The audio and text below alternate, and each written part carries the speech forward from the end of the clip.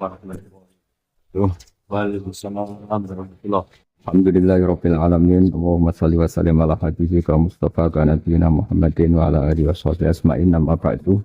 Yang kita hormati Bapak Rektor UMN Dr. Fauzan MPD, Bapak Suparto, Bapak Haris, Bapak Stardi dan Bapak Irwinto, juga Direktur Telkom Bapak Mungkas, teman-teman UMM dan semua yang mendengar yang kami hormati.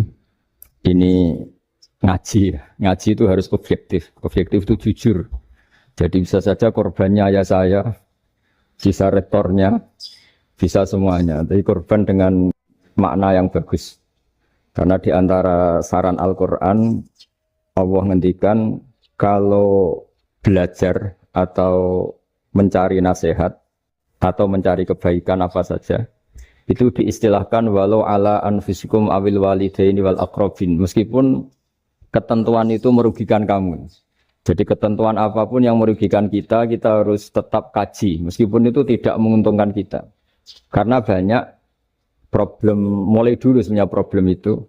Orang yang wakam da'in yadda'i annahu da'a ilallah, tapi hakikatnya yad'u ila nafsi. Jadi banyak da'i yang mengklaim dirinya mengajak ke Allah dan Rasul, tapi sebetulnya hakikatnya mengajak ke kelompoknya sendiri. Saya ini termasuk kiai yang masih orisinil. Artinya orisinil gini, suatu saat atau kapan saja saya kok sudah tidak laku jadi kiai, asal Islam jalan tetap senang. Karena nggak penting, yang populer saya apa enggak itu tidak penting. Yang penting agama ini tetap jalan. Sama, negara ini harus jalan siapapun presidennya. Nah ini penting saya utarakan karena perbedaan antara nafsu dan komitmen beragama itu tipis sekali. Sehingga dulu pernah ada cerita ini bukti keadilan Rasulullah SAW. Pernah suatu saat Nabi itu ngaji, yang ngaji seperti ini. Terus ada pemuda dengan cueknya ngelewati masjid yang sedang dipakai Nabi ngaji. Sehingga cerita semuanya ngomel ya, bergumam. Celaka betul pemuda itu, ada Nabi ngaji kok tidak ikut ya. Tapi Nabi secara besar hati ngendikan, ini ada di beberapa kitab di Fadhailul Kasbi, keutamaan kerja. Kata Nabi, pemuda itu mau mencangkul di lahannya. Jika dia mencari nafkah untuk keluarganya, untuk kebaikannya, maka itu bagian dari ajaranku. Jadi Nabi berbesar hati bahwa kerja seperti itu bagian dari ajarannya. Jadi tidak harus datang ke majelis ngaji. Dan bisa saja yang sedang hadir itu ya, orang yang hindari istrinya minta belanja, dari ngaji terus generasi tuntut belanja kan gitu. Mungkin anak-anak UMM yang kesini daripada tengok-tengok yang Malang bosan jalan-jalan ke Rembang. Oh, jadi nggak mesti benar juga niatnya gitu. Jadi ya sama itu. Jadi kalau di dunia kiai yang masih orisinil itu nafsu itu benar-benar dilatih. Maka masyhur dalam cerita ada orang perang sama Ali radhiyallahu anhu.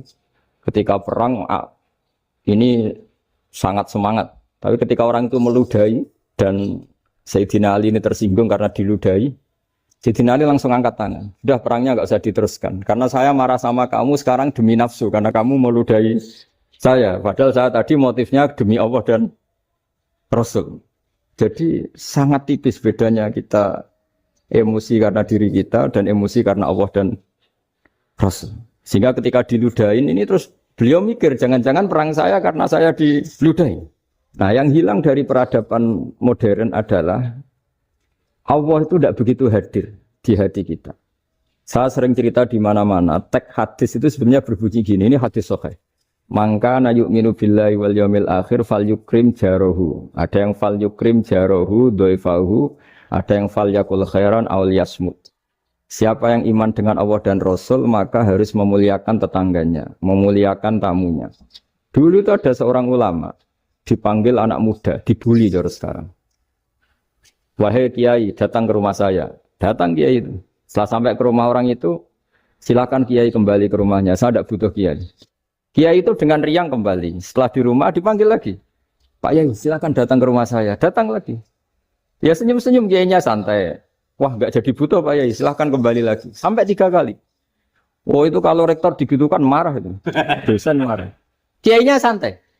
Santai, senyum-senyum, rileks. Ketika ditanya, kenapa Pak Yai tidak tersinggung? Jawabannya unik. anak muda, saya ini senang sekali nuruti perintah Allah, disuruh menghormati tetangga. Sehingga ketika Anda manggil ya saya datang.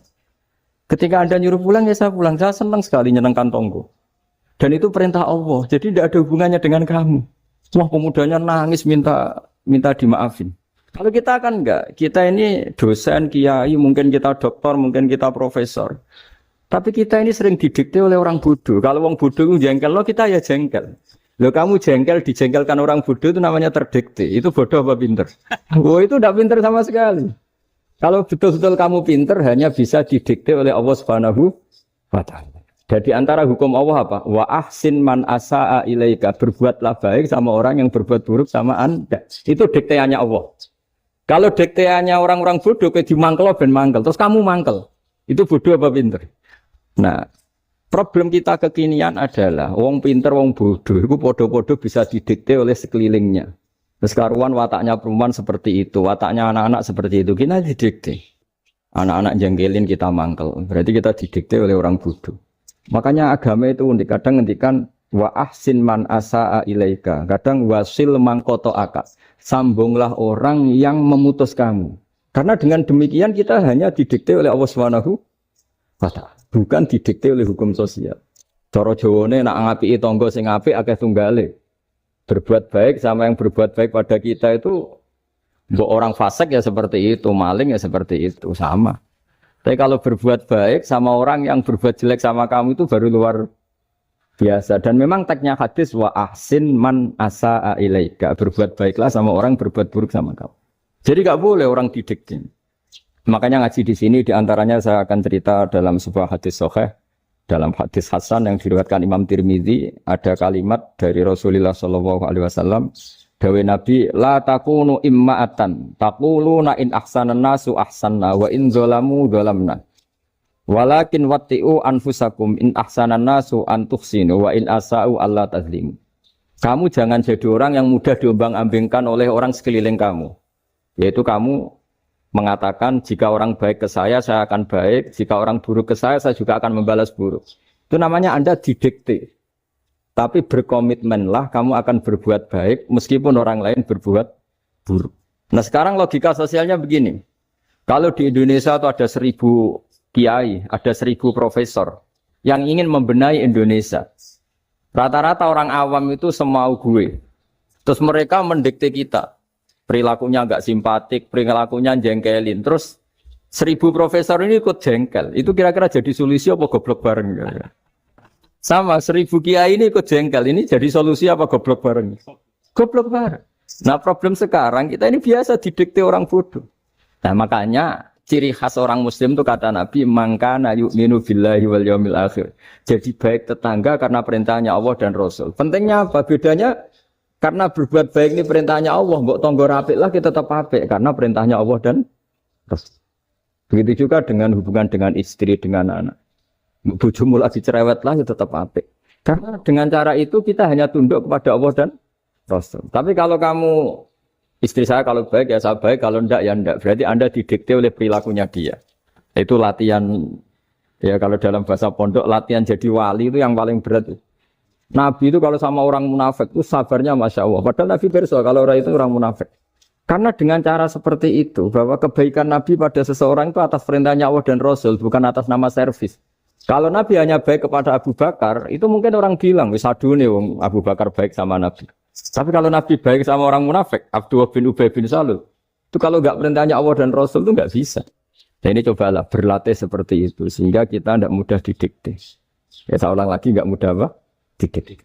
Maka di antara kebaikan Allah dan Rasul adalah bahkan orang dolim saja diberi jatah rahmat. Makanya tadi seperti mukadimah yang dibaca Pak Haris tadi, agama ini rahmatan lil alamin. Orang yang dolim saja dapat jatah apa? Rahmat, apalagi yang soleh. Nah kemudian yang perlu dicatat, kenapa kita menjadi enjoy dengan Islam? Islam itu adalah agama yang tidak didikte oleh materi. Jadi kalau Anda ingin makan enak, mungkin kalau pikiran kebanyakan orang, anak-anak muda yang milenial, yang gaul, ingin makan enak ya makan yang disukai. Misalnya sate atau bakso Malang atau apa. Kalau orang-orang yang jadi wali enggak gitu cara berpikir. Ini yang masih orisinil. Ditanya, ini dunia baru kesulitan makanan, baru resesi. Cara makan enak gimana? Jawabannya lucu. Ya gampang, idamuhu alju. Idam tuh lauk. Kalau kamu ingin makan lauknya paling enak apa? Alju. Kamu harus lapar banget. Sampai kalau puasa itu melihat tempe itu wah luar biasa. Tapi kalau kamu nggak puasa, air putih itu nggak menantang. Tapi kalau puasa, tempe air putih itu menarik dan Anda tetap lahap. Apa? Karena lauk terbaik adalah alju, yaitu lapar. Nah, tapi kita ini enggak. Kita ini kayak orang bodoh. Kayak orang bodoh tadi. Profesornya makan nyaman ya kalau sesuai selera. Nah itu kan sama dengan anak-anak ABG. Anak ABG itu makan lahap ya kalau yang disukai. Lalu bedanya apa ABG sama profesor? Kalau cara berpikir masih sama kan itu. Kiainya juga gitu. Kiai makan enak kalau yang disukai, kalau enggak. Lalu bedanya apa kiai sama orang awam? Orang awam juga gitu. Makan lahap ya kalau yang disukai. Nah ternyata perilaku kita ini yang pintar sama yang bodoh sama. Kalau kamu ingin berkasta lebih baik, itu cara makan enak itu apa? Idamuhu al-ju'. Lauk terbaik adalah karena kita sangat lapar. Makanya masyhur dalam cerita-cerita tarikh sirah nabawiyah. Nabi diberi hadiah, beberapa hadiah. Di antaranya ada yang diterima, ada yang enggak. Termasuk yang dikembalikan itu dokter. Ada seorang raja memberi hadiah Nabi dokter Tobit. Itu sama Nabi dikembalikan. Karena dokter ini sudah lama kumpul Nabi itu enggak pernah sakit. Akhirnya dokter ini putus asa, ini nggak perlu diobatin. Ketika ditanya, kenapa ya Rasulullah engkau tidak pernah sakit? Karena kita ini kaum, kita ini komunitas masyarakat yang tidak akan makan kecuali lapar. Dan kalau sudah makan, berhenti sebelum kenyang. Jadi sederhana sekali pengobatan zaman itu. Sebagian besar penyakit itu pasti disebabkan kita ceroboh dalam hal makan. Sudah ngerti kalau durian masalah, kalau makan durian ini nggak kehitung gitu lah. Apalagi kalau gratisan itu tambah banyak. Oh, pola tidur juga gitu kata Nabi, dan kita tidak tidur kalau tidak sangat ngantuk. Nah itu namanya orang-orang soleh yang sudah ada didikte materi. Kalau yang didikte materi kan bisa tidur nyenyak kalau kasurnya enak, AC gini-gini. Sebenarnya enggak, tidur enak itu ya kalau sangat ngantuk. Mbok di gudang, mbok di bis, kalau sangat ngantuk ya semuanya ya enak. Sama mbok lapar, mbok hanya tempe, tapi kalau sangat lapar itu ya enak. Nah ini ilmu yang mulai hilang, ilmu-ilmu yang mulai hilang. Cara ibadah juga gitu. Kita ini kan, saya ini punya bapak kiai, mbah kiai, punya guru yang sangat alim ya seorang kiai Kiai Maimun. Itu dulu kita pengkaji ilmu, itu tidak pernah tahu bedanya NU dan Muhammadiyah. Karena dulu Mbah Darwis itu, Kiai Dahlan itu, dulu ngajinya bersama Mbah Hasyim ketika di Indonesia yang ngaji Mbah Soleh Darat. Mbah Soleh Darat itu dulu ngajinya sama buyut saya ke-6, namanya Mbah Soleh Asnawi di Kudus. Mbah Soleh Darat itu dulu alim-alimnya orang Jawa ya Mbah Soleh Darat, Soleh bin Umar. Tempatnya di Semarang, tapi beliau itu sebenarnya orang Jepara yang dekat Kudus. Setelah di Mekah, Mbah Hasyim ini mondoknya ya, mulazimnya ke Syekh Mahfud Termas. Tapi sesekali ke Syekh Khotib Minangkabau. Nah yang Mbah Ahmad Dahlan lebih sering ke Syekh Khotib Minangkabau, sesekali ke Mbah Mahfud. Tinggal cerita karena Syekh Khotib Minangkabau sudah modern ya, terlibat organisasi dunia.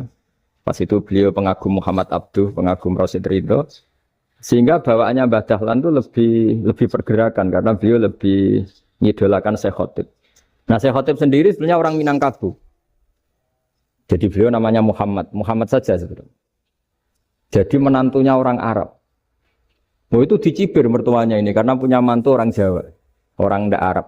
Singkat cerita terus si mertuanya bilang gini, kamu jangan pernah bilang kalau orang Arab itu mansa kanal Arab, orang yang bertempat di Arab. Walakin mantakallama bi arabiyyin fasihin, tapi orang bisa ngomong Arab secara fasih. Singkat cerita kalau kamu tidak percaya, nanti suatu saat menantu saya kalau Jumatan, tidak usah kamu kasih tahu, langsung suruh jadi khotib. Enggak usah kamu kasih tahu, sarannya enggak usah kamu kasih tahu. Kalau sekarang kan enggak. Kalau dosen mau jadi khotib kan mengumpulkan materi dulu. Lucunya di antara materinya itu dari TV. Makanya jadi ribet kan khutbah sekarang. Kalau musim corona ya akan ngomong corona, musim apa ngomong apa. Jadi lagi-lagi didikte oleh media. Sebenarnya kalau ngomong kan sesuai kebutuhan umat, ini obatnya apa. Tapi enggak sesuai trending topik, itu kan kayak anak-anak gaul. Ini dokter kok gitu kan aneh. Singkat cerita si khotib ini enggak dikasih tahu, saya Muhammad tadi enggak dikasih tahu, langsung disuruh khutbah. Fatakallama bikalamin fasikhin. Dia ngomong fasih sekali. Bahkan ngalah-ngalahi fasihnya orang Arab asli. Semenjak itu beliau dapat gelar Al-Khatib, orang yang cakap berpidato berkhutbah. Hanya terus desa Khatib Al-Minangkabu. Jadi orang Indonesia itu luar biasa. Dulu yang namanya orang Indonesia di Arab Saudi itu dihormati sekali. Karena yang ke sana itu pasti ulama. Sudah alim di Indonesia ke sana, termasuk Mbah Ahmad Dahlan. Mbah Hashim dulu karena sama-sama muridnya Mbah Soleh Darat. Lama-lama yang ke sana itu TKI TKW itu ya mulai agak dibully. Dulu Syekh Nawawi di antara ijtihad yang dihormati itu beliau mengkritik nyuwun sewu orang yang kan orang biasanya normalnya kan muji orang mati syahid. Hebat orang mati syahid itu hebat gini. Oke, kita sepakat orang mati syahid itu hebat. Tapi kata Imam Nawawi dengan syarat niatnya itu li'ila'i kalimatillah dan itu bawaan takdir. Saya ulang lagi itu bawaan takdir, harus mati di medan perang. Tapi tidak boleh seseorang ini niat perang, tapi niatnya supaya syahid. Karena kalau begitu berarti dia berniat supaya menjadi maktulal kafir, orang yang dibunuh orang kafir. Kedua, dengan dia mati berarti pasukan Islam berkurang. Berarti dia ingin pasukan berkurang, hanya ambisinya dia ingin langsung ke surga. Misalnya pasukan orang Islam itu 10, orang kafir 10. Kalau kamu ingin syahid berarti mati 1 kan, tinggal 9 kan. Nah kalau yang seperti itu 10 kan mati semua. Gara-gara ingin syahid, akhirnya perang rapati tenanan, benang mati, benang mlebu swarga. Kata Syekh Nawawi, ya enggak. Kalau kamu perang sama orang kafir, ya niat menang. Dengan niat menang ini, kamu ingin li'ila'i kalimatillah. Tapi kalau kamu ingin syahid, berarti kamu menuruti keinginan nafsu kamu yang cepat masuk surga. Itu orang Arab kagumnya bukan main. Karena di mana-mana orang itu dinilai dari niatnya. Paham ini ya? Tapi perang loh ya, dalam kondisi perang, bukan teroris. Perang itu artinya orang kafir yang ingin bunuh kita, itu perang namanya apa? Dulu orang cerita syahid itu hanya, pokoknya syahid itu hebat, pokoknya syahid itu hebat. Syahid di medan perang itu hebat, pokoknya syahid di medan perang hebat. Tapi ketika Syekh Nawawi memberi penjelasan ilmiah, jika kamu perang ingin cepat mati, ingin cepat syahid, artinya ini untuk pemenuhan diri kamu, karena kamu bayangkan langsung masuk surga. Kamu lupa bahwa dengan kamu dibunuh, kekuatan Islam berkurang. Akhirnya beliau memberi penjelasan. Syahid itu bagus, itu sebagai takdir. Hanya takdir itu kita perang yang ingin menang, tapi takdirnya mati. Jangan dibalik. Oleh perang rapati tenanan, benang mati, namun lebu. Itu yang pertama, terus ulama yang pertama memberi penjelasan itu Syekh Nawawi. Akhirnya melahirkan kekaguman yang luar biasa dengan tafsir Munirnya. Terus beliau itu orang yang rileks kalau menjelaskan ilmu. Ini ya juga guru-gurunya Mbah Hashim, Mbah Guru sama Mbah Hashim, sama Mbah Ahmad Dahlan Syekh Nawawi. Jadi dulu yang alim di Arab itu ada Syekh Nawawi, ada Syekh Khatib Minangkabu, ada Syekh Bakir Jogja, ada Syekh Mahfud Termas. Itu orang Indonesia banyak sekali yang alim. Bahkan di antaranya yang dikagumi Al-Azhar itu juga orang Indonesia, nama Syekh Abdul Manan, itu mbahnya Syekh Mahfud Termas. Itu pertama ada duta besar Indonesia di Mesir, itu termasuk barokahnya Mbak Abdul Manan tadi, itu juga orang Indonesia. Jadi pemahaman ulama Indonesia itu khas, termasuk ketika memaknai apa? Syahid. Ketika memaknai apa? Syahid. Itu unik.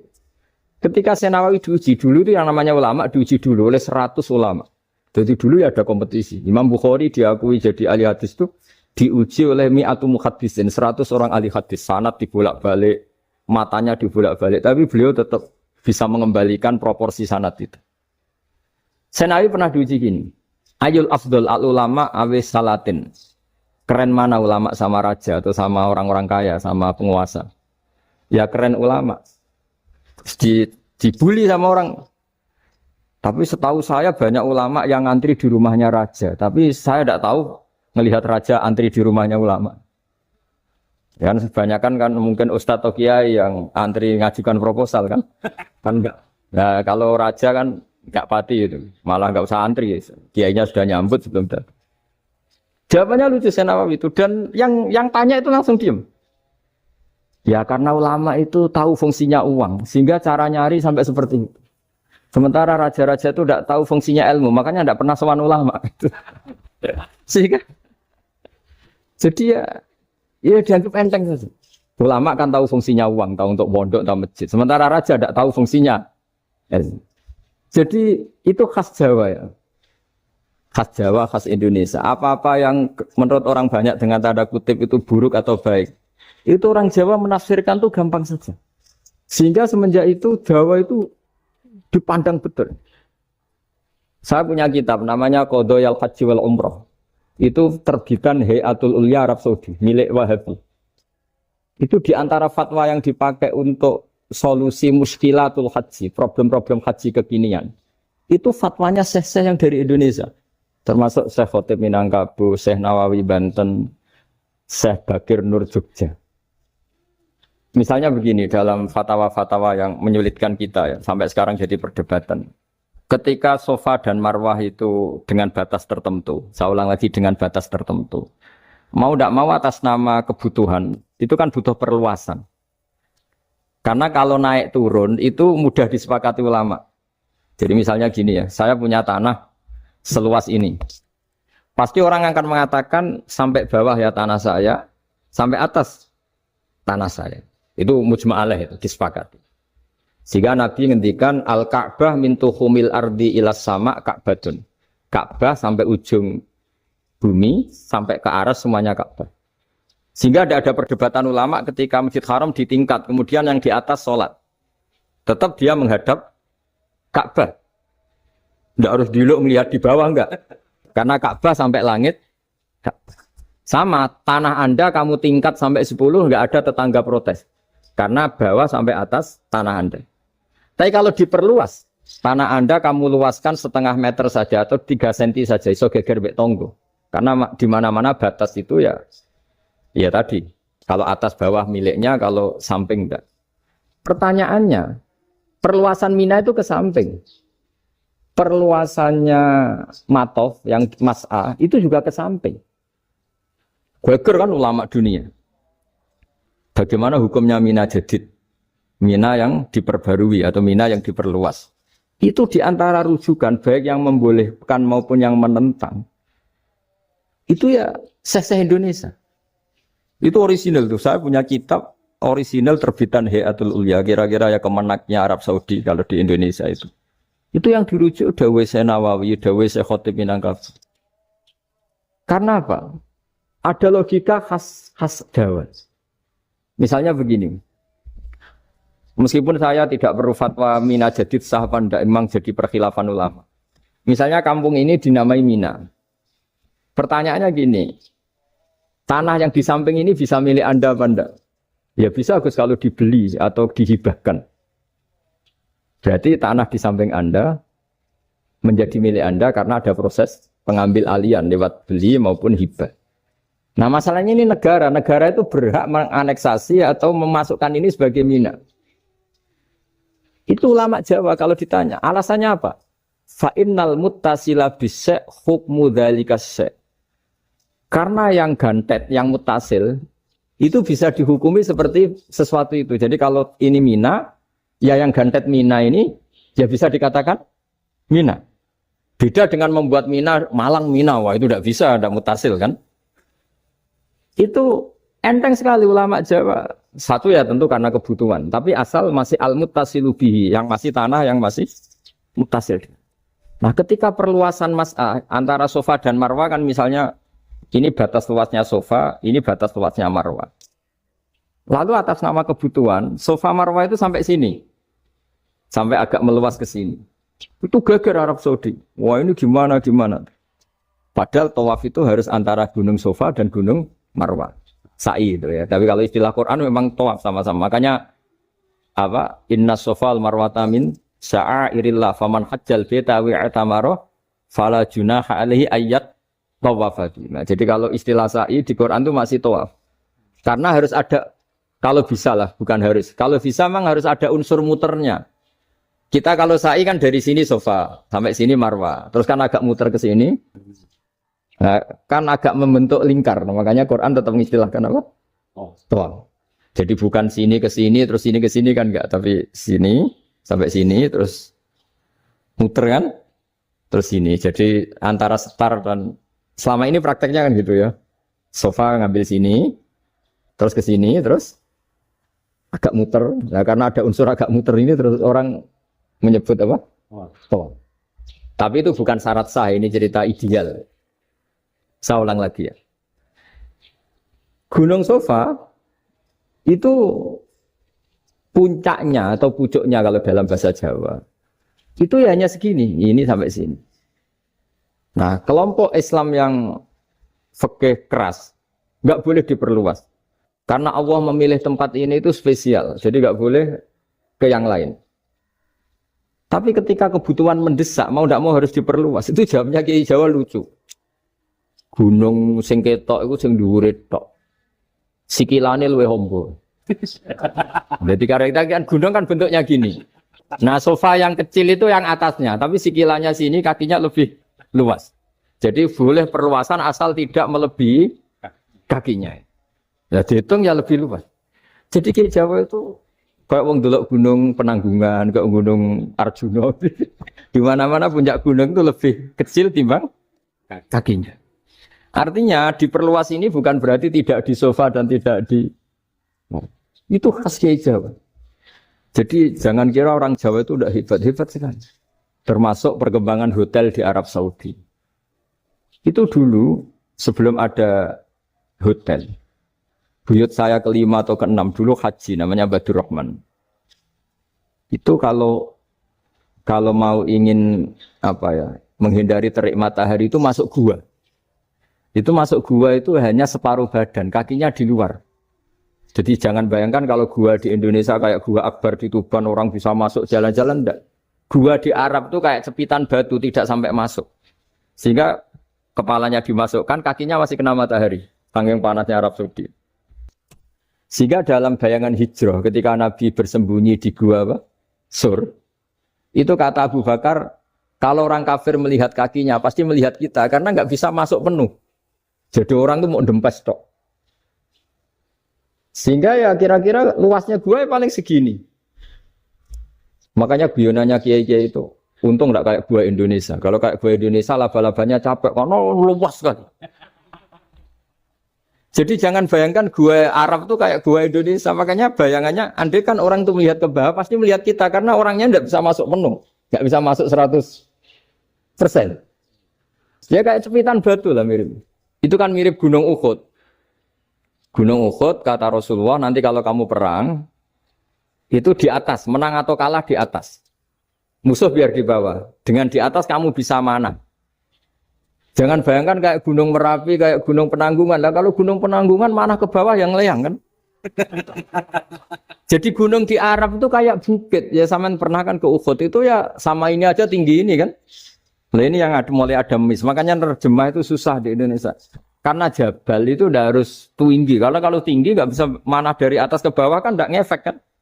Tapi kalau ke Uhud gunungnya pendek sekali sehingga yang mana dari atas ke bawah ya kalau kena musuh ya celaka karena memang dekat. Ya kalau gunung Indonesia mana dari atas ke bawah yang layang nggak ngefek. Nah itu susahnya nerjemah bahasa Arab ke kita. Jadi transkrip itu nggak gampang karena ada pengertian yang beda. Kita kalau bilang gunung itu tinggi sekali. Sampai banyak mahasiswa tersesat ya saking tingginya. Kalau orang naik Uhud nggak akan tersesat, wong ketok dari bawah itu. Nah ini pentingnya ngaji ya. Jadi akhirnya ulama-ulama Indonesia itu dipakai rujukan. Jadi mulai Mbah Hasyim, Mbah Ahmad Dahlan sampai era buyut-buyut itu masih orang alim. Lama-lama yang di Indonesia ini orang-orang yang bodoh. Sehingga orang Jawa kalau ke sana dibully, ya Jawa tak kulul khaya. Orang Jawa itu penggaweannya itu makan ular. Karena belut itu kalau di kamus itu persis ular. Dulu itu kan kamus tidak full color.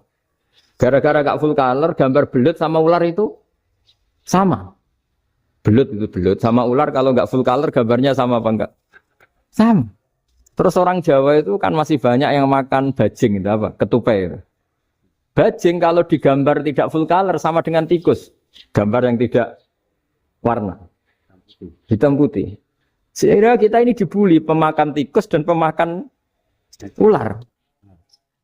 Karena belut itu persis ular kalau digambar yang tidak full color. Sampai datang Syekhona Khalil, datang ulama. Ngarang kitab ya judulnya Al-Belut. Karena nggak terima bangsanya dinyek makan apa? Ular. Terus dikarang. Wal belut hayawanun bakhriyun terus ya isu fi kadza wa kadza. Itu beda dengan al hayyah. Itu diterangkan. Mulai bisa nerima. Terus sistem hotel juga gitu. Sampeyan tanyakan dalam sejarah dulu orang Sedayu ada namanya Syekh Mukhtar. Syekh Mukhtar bukan bikin rumah besar yang siapapun orang Indonesia haji itu nempat di sana. Nah ini yang menginspirasi akhirnya ada hotel. Dulu Syekh Mukhtar hanya menyediakan untuk hujat-hujat Indonesia. Lama-lama jadi hotel. Nggak mau saya mau cerita. Kata Mbah Mun sering cerita. Kenapa wa ma arsalnaka illa rahmatan lil alamin, kata Mbah Mun. Allah itu pasti bikin ulama yang tidak produk Arab itu pasti ada. Kalau orang Arab jadi ulama wajar, bahasanya Arab, domisilinya di Arab. Tapi Allah akan selalu bikin ulama yang tidak bangsa Arab. Imam Ghazali itu Tus itu Persia. Imam Bukhari itu kira-kira kalau sekarang ikut Uzbek.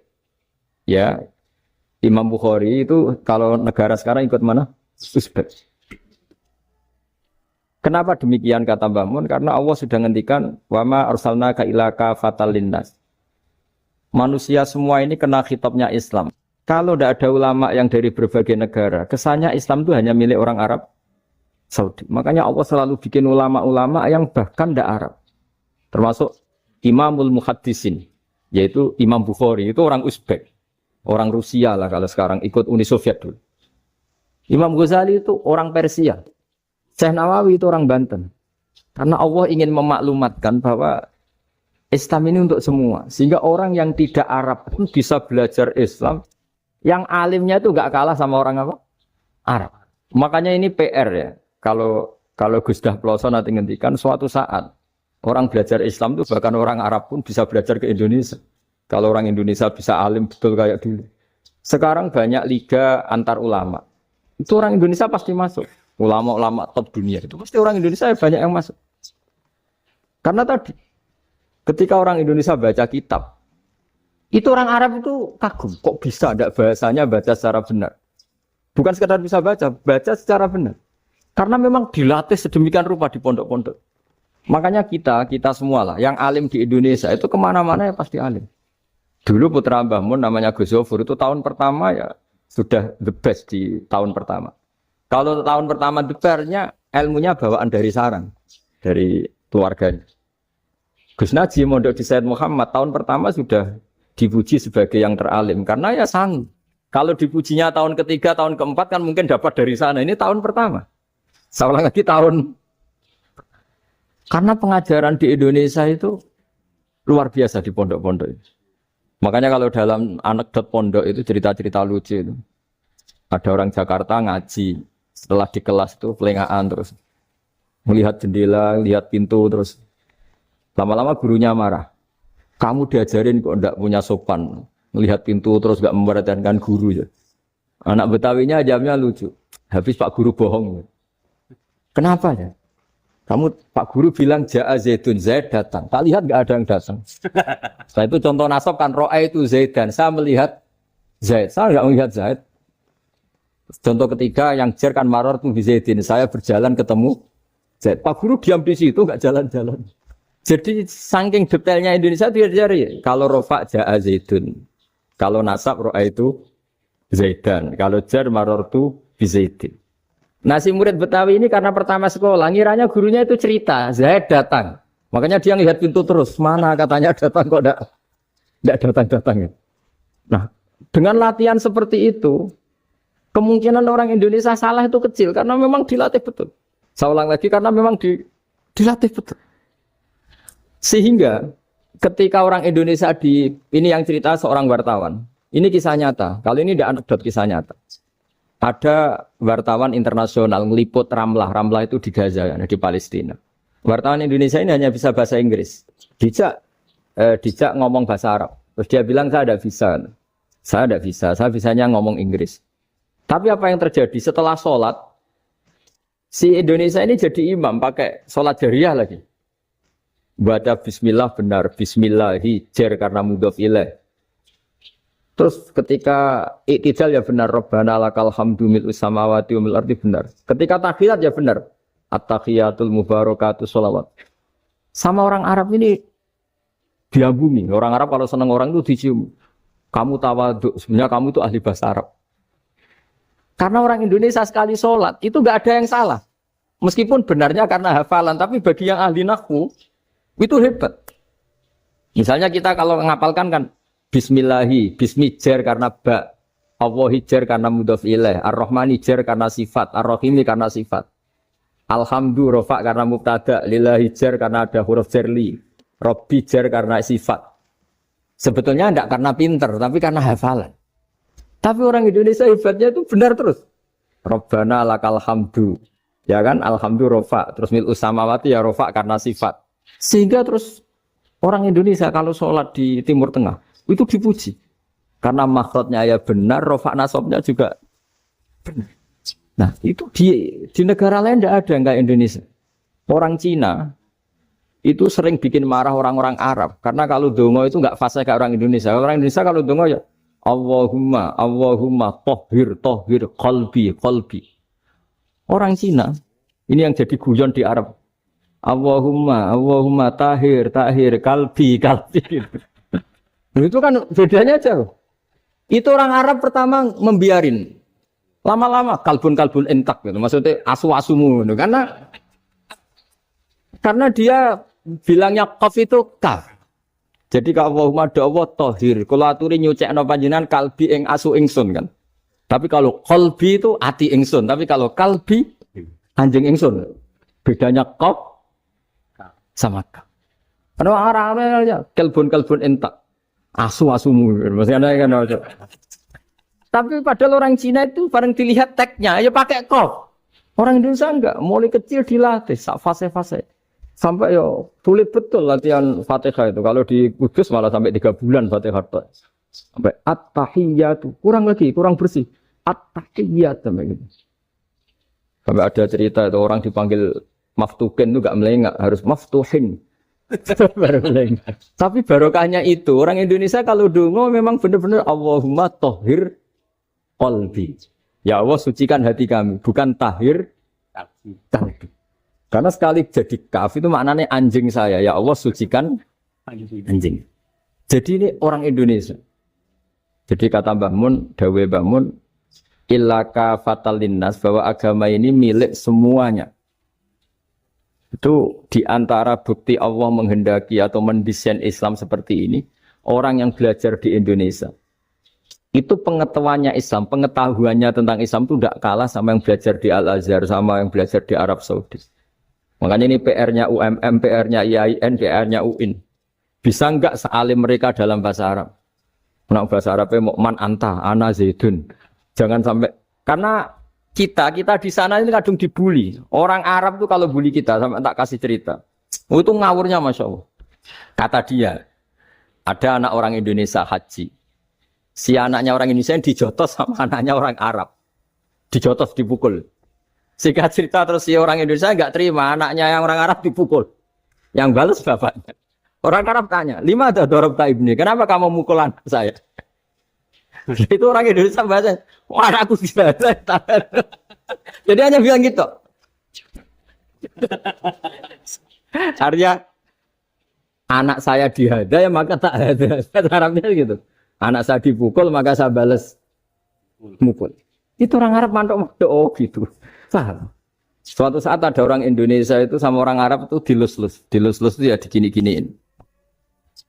Karena dia latihan bahasa Indonesia, latihan bahasa Arabnya itu masih mufrodat. Jadi kalau mengartikan yadun itu tangan. Saro itu jalan. Jadi kalau jalan ya saro-saro. Roksun itu kepala. Ana itu ingsun. Jadi karena dia nggak ngerti penggunaannya.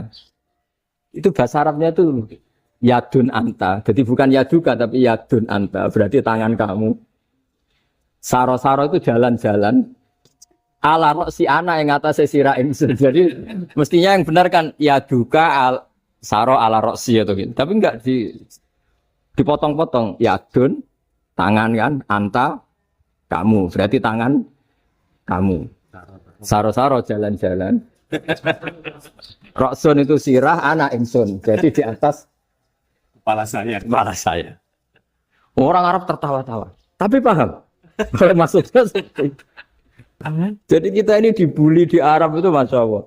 Jadi akhirnya lahirlah ulama-ulama tadi yang saya sebut tadi. Bahkan pernah lama sekali ulama Indonesia itu jadi master di Arab Saudi.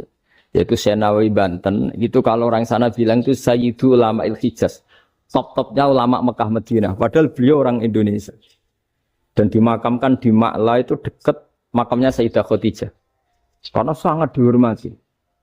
Nah, di antara sebab dihormati adalah ketika orang memahami syahid, maknanya pokoknya maktulal kafir.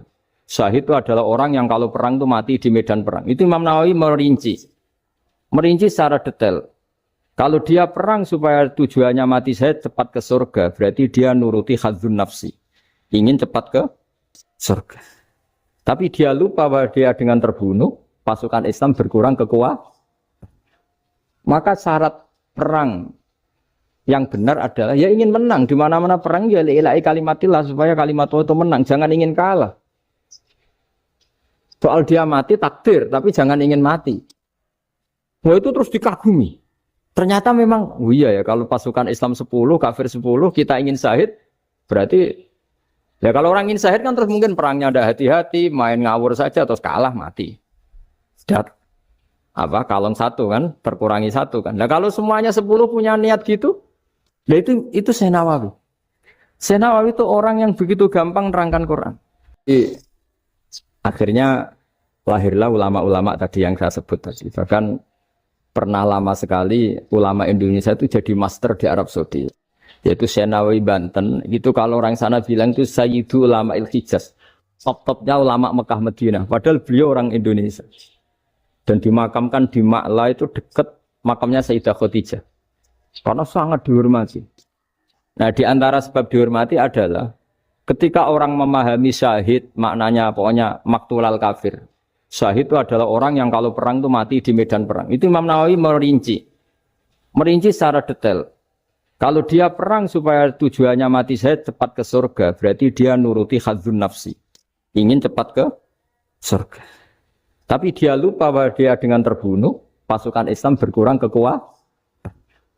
Maka syarat perang yang benar adalah ya ingin menang. Di mana-mana perang ya ilahi kalimatillah supaya kalimat Allah itu menang. Jangan ingin kalah. Soal dia mati takdir, tapi jangan ingin mati. Wah itu terus dikagumi. Ternyata memang, oh iya ya kalau pasukan Islam 10, kafir 10, kita ingin syahid, berarti ya kalau orang ingin syahid kan terus mungkin perangnya ada hati-hati, main ngawur saja terus kalah mati. Sudah kalon satu kan, terkurangi satu kan. Nah kalau semuanya 10 punya niat gitu, nah itu Senawawi. Senawawi itu orang yang begitu gampang nerangkan Quran. Bahkan ketika orang Arab kesulitan ngartikan famasaluhu kamasalil kalbi intahmil ali yalhas atau tatrubuna yalhas. Orang tomak itu ibarat kayak anjing. Anjing itu kamu kasih makan ya tetap melet, menjulur-julurkan lidahnya, kamu ndak ya ndak. Imam Nawawi ditanya, ma wajhu sibbi, lalu wajah tasbihnya di mana? Beliau menjawab fit tomak. Jadi anjing punya dua sifat yang berlawanan. Di bab ilmu dipuji. Enggak ada hewan yang mudah menerima ilmu kayak apa? Anjing. Sehingga Quran mengistilahkan wa ma 'allamtum minal jawarihi mukallibin. Hewan yang mudah diajari itu oleh Quran dibahasakan sudah menganjing. Karena anjing adalah hewan yang paling mudah apa? Diajarin. Itu diakui oleh Quran wa ma 'allamtum minal jawarihi mukallibin. Tapi dia punya sifat yang sangat buruk sekali, yaitu enggak pernah puas. Makanya ketika Bal'am bin Ba'ura, ada tokoh yang kedonyan ya. Itu kalau diistilahkan Quran walakinnahu akhlada ilal ardi wattaba'a hawa. Famathaluhu kamathalil kalbi in tahmil 'alaihi yalhas aw tatrukhu yalhas. Jadi anjing punya dua sifat yang berlawanan. Di bab ilmu dipuji karena paling mudah diajarin. Itu saya pernah ke Malaysia, diceritain sama polisi Malaysia. Anjing itu saking cerdasnya itu bisa deteksi CD palsu sama CD bajakan, asli sama bajakan. Itu kan enggak kebayang. Kalau narkoba mungkin masih ada bau khusus ya. Atau mesiu atau bom masih ada bau khusus. Ini enggak. Anjing itu dilatih ngecek CD yang asli sama yang palsu. Wah itu kebablas itu pinternya itu. Lebih manis. Itu harganya itu 1 miliar lebih. Paling mahal. Jadi mungkin bisa deteksi ini dosen betul apa abal-abal itu bisa. Itu kiai betul apa kiai pesanan itu mungkin bisa. Itu saya punya kitab namanya Al-Hayawanul Kubro. Itu cerita prestasi-prestasi hewan. Itu yang berkuras-kuras sampai berjilid-jilid. Itu ya cerita anjing. Nggak ada hewan sebaik anjing. Di bab itu ya, di bab sampai ya tadi. Ada anjing yang sangat loyal sama majikannya. Loyalnya Masya Allah, sopannya Masya Allah. Anjing itu mbok lama berbakti sama sampean, nggak mau tidur di ruang tidurnya sampean, dia tetap tidur di luar. Corong Jawa nggak ngelama. Suatu saat si raja ini minum, wisata minum. Pas mau minum diterjang sama anjingnya sampai tumpah. Kecewanya raja ini itu karena selama ini anjingnya sopan sekali. Sekedar ganggu di ruangannya nggak pernah, malah ini mau minum, minuman yang disukai diterjang anjingnya tumpah. Marah kan anjingnya di mana? Ternyata apa? Minuman itu anjing ini tahu kalau minuman itu beracun, diracuni oleh musuhnya. Itu saking hebatnya anjing sampai ketika ngawal rajanya itu tidak sekedar ada penjahat atau maling. Bahkan trik-trik kayak minumannya diracun oleh orang lain tuh anjingnya tahu. Sehingga pas mau diminum diterjang sampai terus supaya nggak keminum. Makanya Quran istilahkan anjing itu apa? Wa ma 'allamtum minal jawarisi mukallibin.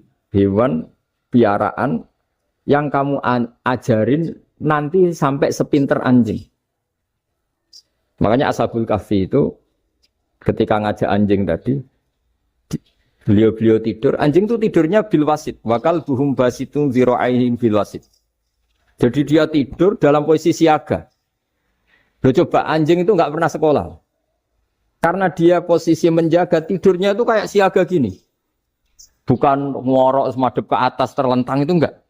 Andai kan dia tidur terlentang itu kan yang mau mengganggu kan, wah sunai turu itu enggak. Dia tidur posisi siaga, makanya disebut lawit tolak ta'alaihim lawalaita minhum firaron. Kalau kamu melihat anjing itu pasti lari karena dia posisi siap merekam. Jadi tidur tapi posisi siap merekam. Jadi matanya tetap terbelalak kayak siaga. Padahal itu enggak diperintah, ya dia memang punya nalar untuk itu.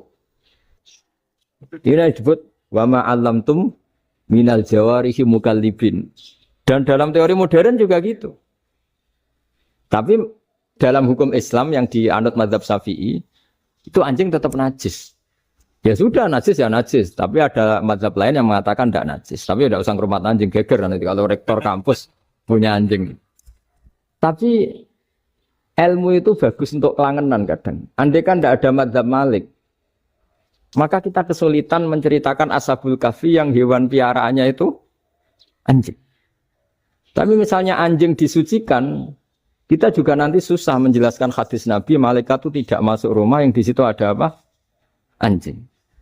Maka ilmu itu, makanya kata Imam Sa'roni, sebagian ilmu itu memang kelangenan, tapi nggak boleh jadi praktek. Tapi harus ada. Misalnya begini, contoh paling gampang. Api dalam mazhab Syafi'i kan alat pensuci hanya dua, air dan tanah. Ya saya ulang lagi, air dan tanah, yaitu tanah untuk mensucikan najis anjing. Imam Abu Hanifah menambahkan api. Mazhab Syafi'i itu agak kesulitan ketika ada batu bata dibikin dari tanah-tanah yang bercampur kotoran. Mazhab Syafi'i akan kesulitan karena di situ ada najis yang jadi materinya bata. Hukumnya gimana kalau nanti dipakai masjid? Tapi barokahnya ada beberapa mazhab. Abu Hanifah mengatakan dan api. Jadi apa tadi air, tanah, api. Alasannya masuk akal. Ketika usatul mukminin, orang-orang mukmin yang ahli maksiat itu sebelum masuk surga, kalau dia dosanya banyak itu dibakar dulu supaya suci. Emas itu untuk memisahkan dengan materi lain juga harus dibakar. Berarti api termasuk alat. Artinya gini, batu bata yang materinya dari tadi najis sekalipun, ini menjadi suci karena mengalami pembakaran. Tapi kata Imam Sa'roni, ilmu ini hanya sebagai ilmu. Jangan sampai kalau kamu mau wudu gak ada air terus membakar diri lah, ini ribet kan. Jadi ilmu itu sebagian memang untuk kelangenan. Karena kita butuh. Andai kan tidak ada mazhab Abu Hanifah, maka kita akan kesulitan pakai bata. Yang kita tahu cara bikinnya kadang di tempat yang kotor, di tempat yang najis. Tapi karena ini ngalami dibakar, maka hukumnya suci menurut mazhab Abu Hanifah. Dan itu sering ulama itu sampai apa? Saya punya kitab fikih namanya Fardul Masail. Pengandaian ada masalah. Jadi masalah itu belum terjadi tapi diandaikan. Misalnya kayak di Texas. Bumi itu bulat bola. Texas itu kalau dibor itu pas Ka'bah. Lalu kiblatnya di mana? Bumi ini kan hanya rubuk-rubuk seperempat. Yang ada arah itu seperempat. Tapi kalau Ka'bah itu sama Texas atau Texas dengan Ka'bah itu lalu kiblatnya mana? Mau sudah bebas arah. Maka ilmu mengatakan, maro'ahu muslimuna hasanan fawa indawa hasanun. Kamu jangan nuruti ilmu hakikat, tapi nuruti mindset. Kalau mainstreamnya orang banyak seperti itu, mindsetnya orang sana, misalnya Ka'bah sana, ya ikut sana. Tapi ini tidak mewakili hakikat, karena kalau yang 380 derajat itu kan terus ribet. Makanya ini kesulitan di bab-bab fikih. Ya saya ulang lagi, kesulitan di bab-bab fikih. Makanya fikih itu selalu bicara, misalnya gini, ada orang sholat. Saya ulang lagi. Setelah salam pertama dia kentut, itu sholatnya batal apa enggak? Itu lama berdebat. Yang dikatakan rukun sholat itu salam pertama. Sehingga orang kalau sudah salam pertama, maka sudah keluar dari sholat. Maka kalau kentut enggak apa-apa, wong yang keluar dari sholat itu salam pertama. Tapi lalu pertanyaannya, kenapa Nabi salam 2 kali? Lalu yang kedua gunanya apa? Ribet kan, partai ini kalah pasti kalau ditanya gitu.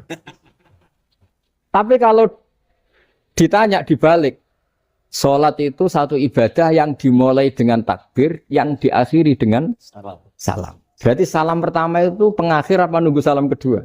Pertama, di semua ulama bilang salam pertama. Kalau salam pertama sudah pengakhir, berarti pembatalan setelah itu nggak punya efek, nggak punya akibat. Itu kan ribet. Debat fikih itu memang ribet. Fikih itu memang senam otak karena pertanyaannya mirip-mirip seperti itu. Nah, sampean milih mana? Milih salam pertama apa salam kedua? Pasti ulama milih salam pertama. Jadi anehnya fikih itu di situ. Misalnya orang mati, takbir itu berapa kali? 4 kali. Andai kan takbir 5 kali itu batal apa enggak? Satu ulama mengatakan 5 kali itu batal. Karena rukunnya sholat jenazah itu takbir 4 kali. Berhubung ini rukun, kalau nambahi ke-5, berarti menambahkan rukun. Kayak kamu sholat, rukuk 2 kali kan batal. Sujud 3 kali, batal. Karena menambahkan apa? Rukun. Berarti kalau takbir 5 kali, batal. Tapi pertanyaannya, takbir itu adalah wiridan biasa. Sehingga kalau ditambahkan, nggak punya akibat, batal. Jadi perdebatan ulama itu kadang ya lucu. Kayak kemarin Pak Haris pas pertama bertamu ke sini mau ngundang saya tak ceritain. Dulu sholat jenazah itu pasti mayit di depan. Karena lazimnya sholat jenazah itu mayit di depan. Tapi mulai dulu ulama sudah berpendapat. Andai kan jenazahnya di belakang pun tetap sah. Fa innal janazah laisat bi imamin. Karena jenazah itu tidak imam. Kenapa harus di depan? Oh tidak imam kok harus di depan. Itu mulai dulu. Sehingga ketika Arab Saudi pernah mengalami tragedi, ada orang yang dibungkus kayak mayit, ternyata senjata. Setelah di dekat Ka'bah dipakai. Dulu tragedi tahun berapa itu? Pokoknya pernah ada tragedi itu. Semenjak itu Arab Saudi kalau ada orang mati tetap di kamar mayit terus ada sholat jenazah. Padahal mayitnya di belakang yang jamak. Jadi meskipun kita tidak akan bikin ajaran baru jenazah di belakang ya tidak keren kasihan kan. Tetap biasanya di depan ya di depan. Tapi meskipun jenazah ini di depan, kita tetap berpendapat, andai kan di belakang tetap sah, tapi nggak usah dipraktekkan. Nah, pentingnya ilmu ini begini. Saya misalnya di Rembang, boleh nggak nyolati ghaib jenazah yang di Surabaya?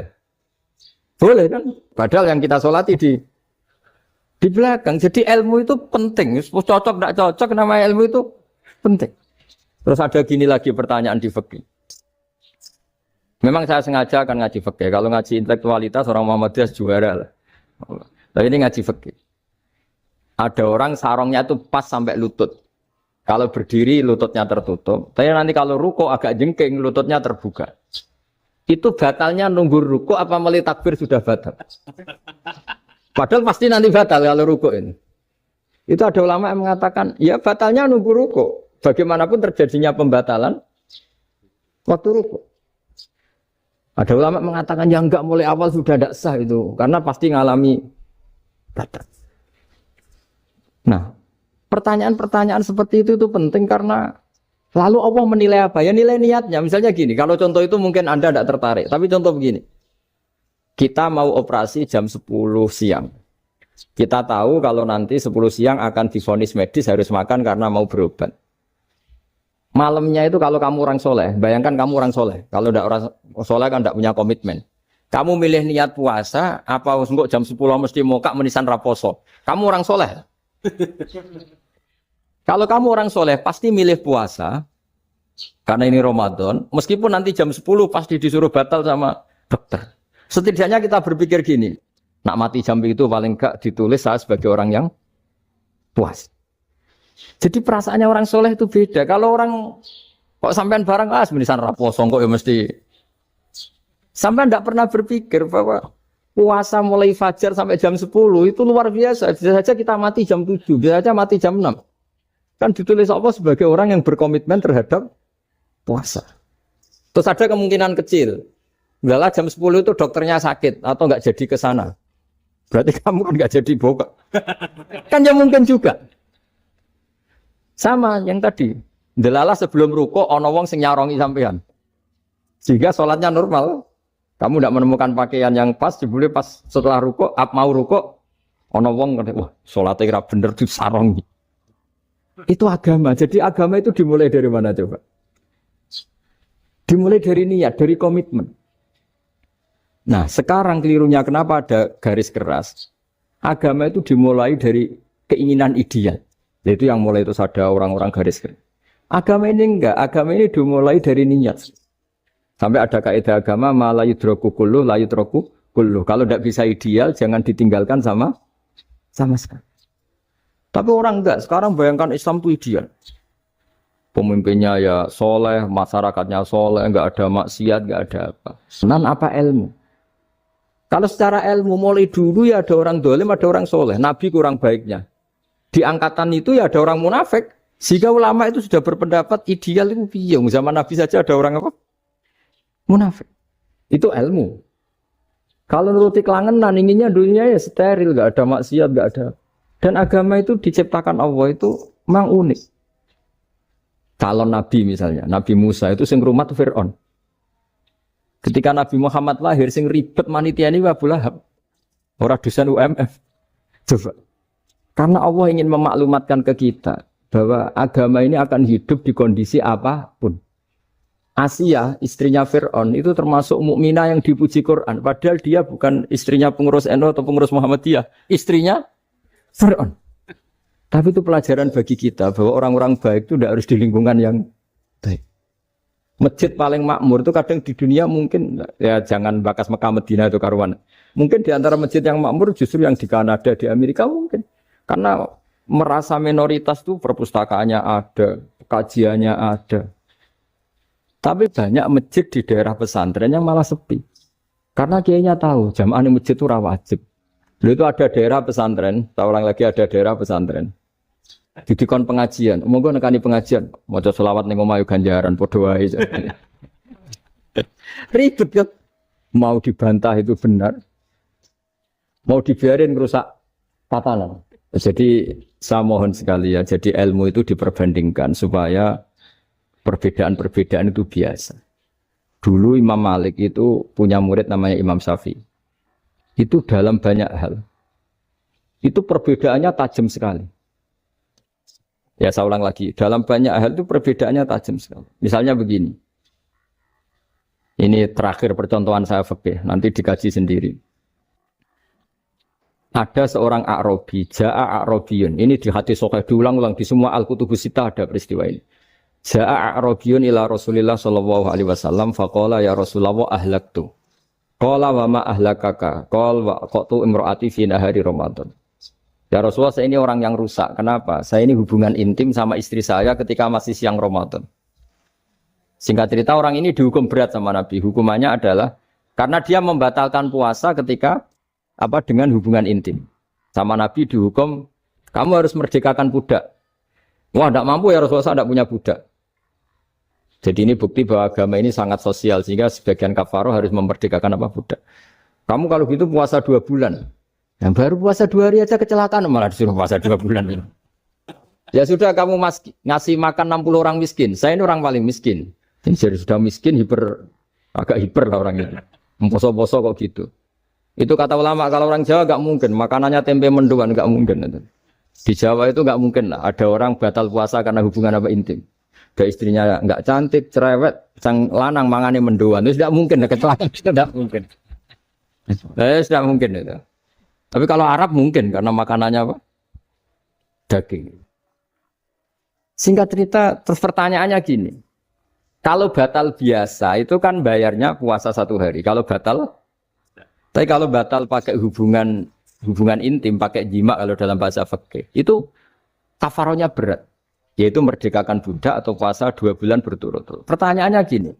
Jima istri itu boleh loh tidak zina. Seorang jima istri itu boleh loh tidak zina. Itu kan hukumannya berat. Nah terus Imam Malik berpikir kalau gitu tidak harus jima dong. Poso-poso, ora ana uzur, ora ana apa terus nyate. Sesuk mangan bakso. Tanpa ada alasan syar'i. Hukumnya harus sama dong. Karena jima hukumnya boleh. Berarti semua iftar, semua pembatalan puasa yang tidak ada uzur syara' maka hukumnya sama. Yaitu sanksinya sama. Masuk akal enggak? Masuk akal dalam mazhab Imam Malik. Dalam mazhab Syafi'i enggak. Mulai dulu jima itu beda. Kowe mertamu nggone wong mangan iku oleh, tapi nek nggo bojomu mbok jimak niku wis nemen ngawure lah. Tetep beda. Dari Imam Syafi'i itu pokoknya beda, jimak sama makan itu beda. Lah iya terus lah. Setelah itu terus ada pertanyaan. Bagaimana kalau makan dulu baru jimak? Ribet kan? Makanya itu sampai dibabkan Kitabul Khilafil Fiqhi, bab merekayasa fikih. Makanya itu perdebatannya orang Hanafi sama Imam Syafi'i juga sama. Ada orang jam segini lapar sekali. Kalau langsung makan kan kena sanksi. Ya pergi aja dulu. Pura-pura ngaji ke Gus Bah gitu. Nanti kan jadi musafir kan. Wah itu sudah boleh itu kan. Padahal enggak. Memang dia pergi itu karena supaya bisa makan. Mau enggak kepikiran ngaji kok tahu-tahu ingin ngaji. Mumpung Ramadan lah. Nah makanya dibabkan. Apakah boleh merekayasa fikih? Tapi fikih bisa apa coba? Dengan status kamu musafir, ya memang boleh iftar, boleh berbuka. Lah itu terus perdebatan ulama menyangkut fikih. Karena memang masalah furu'iyah. Sehingga termasuk perdebatan kita dalam perilaku. Misalnya ada orang NU kalau habis salam itu menghadap ke kiblat karena arah terbaik itu kiblat. Tapi sebagian orang Muhammadiyah atau mungkin semuanya menghadap ke makmum. Itu memang teks hadisnya itu kita yang meneliti hadis itu semua syarah itu berdebat. Nabi memuji kiblat itu arah terbaik, oke. Tapi di bab itu Nabi itu aqbala alaina menghadap ke kita. Lalu pertanyaannya, kenapa menghadap ke kita? Ada mengatakan karena Nabi memang punya tradisi kadang ngendikan. Ya tentu dulu istilahnya tidak kultum, nggak ada istilah itu dulu. 7 menit itu nggak ada. Tapi ada ulama yang analisis begini, termasuk kitab Fathul Bari. Nabi itu tokoh sentral, taruh lagi Nabi itu tokoh sentral. Ini kata kitab Fathul Bari, bukan kata saya. Nah orang-orang yang imamu qaumi, orang-orang yang jadi imam di daerah masing-masing, tetap kalau sholat itu ikut Nabi. Ikut Nabi setelah salam langsung pulang. Jadi sebetulnya salam langsung pulang itu ya ada sejarahnya, karena dia mau jadi imam di daerahnya. Nah, tidak kebayang kalau Nabi itu madhep kiblat. Kalau Nabi madhep kiblat, orang yang masbuk, yang barusan datang, pasti langsung usolli, misalnya fardhu isya'i misalnya. Terus makmum Nabi, padahal Nabi sholatnya sudah selesai. Jadi intinya gini, kata Fathul Bari, imam setelah salam itu harus bikin gerakan atau omongan atau apa saja yang menunjukkan kalau sholatnya selesai. Di antara gerakan itu adalah beliau harus menghadap ke hadirin atau menghadap ke utara. Atau apa saja yang penting menunjukkan kalau sholat ini sudah selesai. Itu fikih. Jadi fikih itu cara menganalisis itu memang unik. Karena kalau Nabi tetap seperti itu, posisi pancet seperti itu, maka orang yang baru datang mengira Nabi masih sholat. Nah, pertanyaannya kalau mereka sudah takbir, malah sholatnya tidak sah. Kenapa tidak sah? Menggantungkan sholat atau mengikatkan sholatnya dengan orang yang sudah tidak sholat. Jadi menjadikan orang yang nggak sholat sebagai imamnya, kan nggak boleh. Maka Nabi harus memaklumatkan dengan gerakan itu bahwa beliau sudah tidak sholat. Karena orang datang dari berbagai daerah. Jadi nganalisis fiqhul hadis namanya. Itu ulama itu mau tidak mau debat. Karena pertanyaannya itu kenapa? Ya memang mau apa? Karena yang namanya sosial itu yahtamilu muhtamilatin. Ada sekian kemungkinan. Makanya dalam madzhab istimbat itu. Ketika Nabi sodakoh pakai tamer, pakai kurma. Itu ulama mesti ngitungnya tuh kut. Kut itu makanan pokok. Sehingga Imam Syafi'i mengatakan kalau di Indonesia pakai beras misalnya. Karena kutil balat Indonesia itu beras. Oke, Imam Syafi'i mainstream. Tapi ketika era Yusuf Qaradawi di Al-Azhar di Mesir sana, ulama-ulama mulai usil. Sama sih ingat Mbah Mun sering gojlokan, lah iya, petani gabah, petani padi, wis melarat wajib zakat. Petani cengkeh, kakao, suga-suga wajib zakat hanya karena yang ditanam tidak makanan pokok. Jadi mulai ada ulama mulai gerah lah, kalau bahasa politiknya mulai gerah. Yang petani miskin gara-gara yang ditanam padi wajib zakat. Yang orang-orang di sana misalnya di Sulawesi karena tanamannya kakao atau cengkeh tidak wajib zakat karena bentuknya tidak makanan pokok. Geger kan di Al-Azhar geger. Akhirnya hampir semua ulama berpendapat ya sudah sekarang ketika Nabi menzakati makanan pokok itu jangan dihitung sebagai makanan pokok. Wa mimma akhrsna lakum minal ard. Apa saja, ma itu apa saja. Makanya kata Yusuf Qaradawi, ma itu apa saja. Makanya semua tanaman yang menghasilkan uang itu wajib zakat.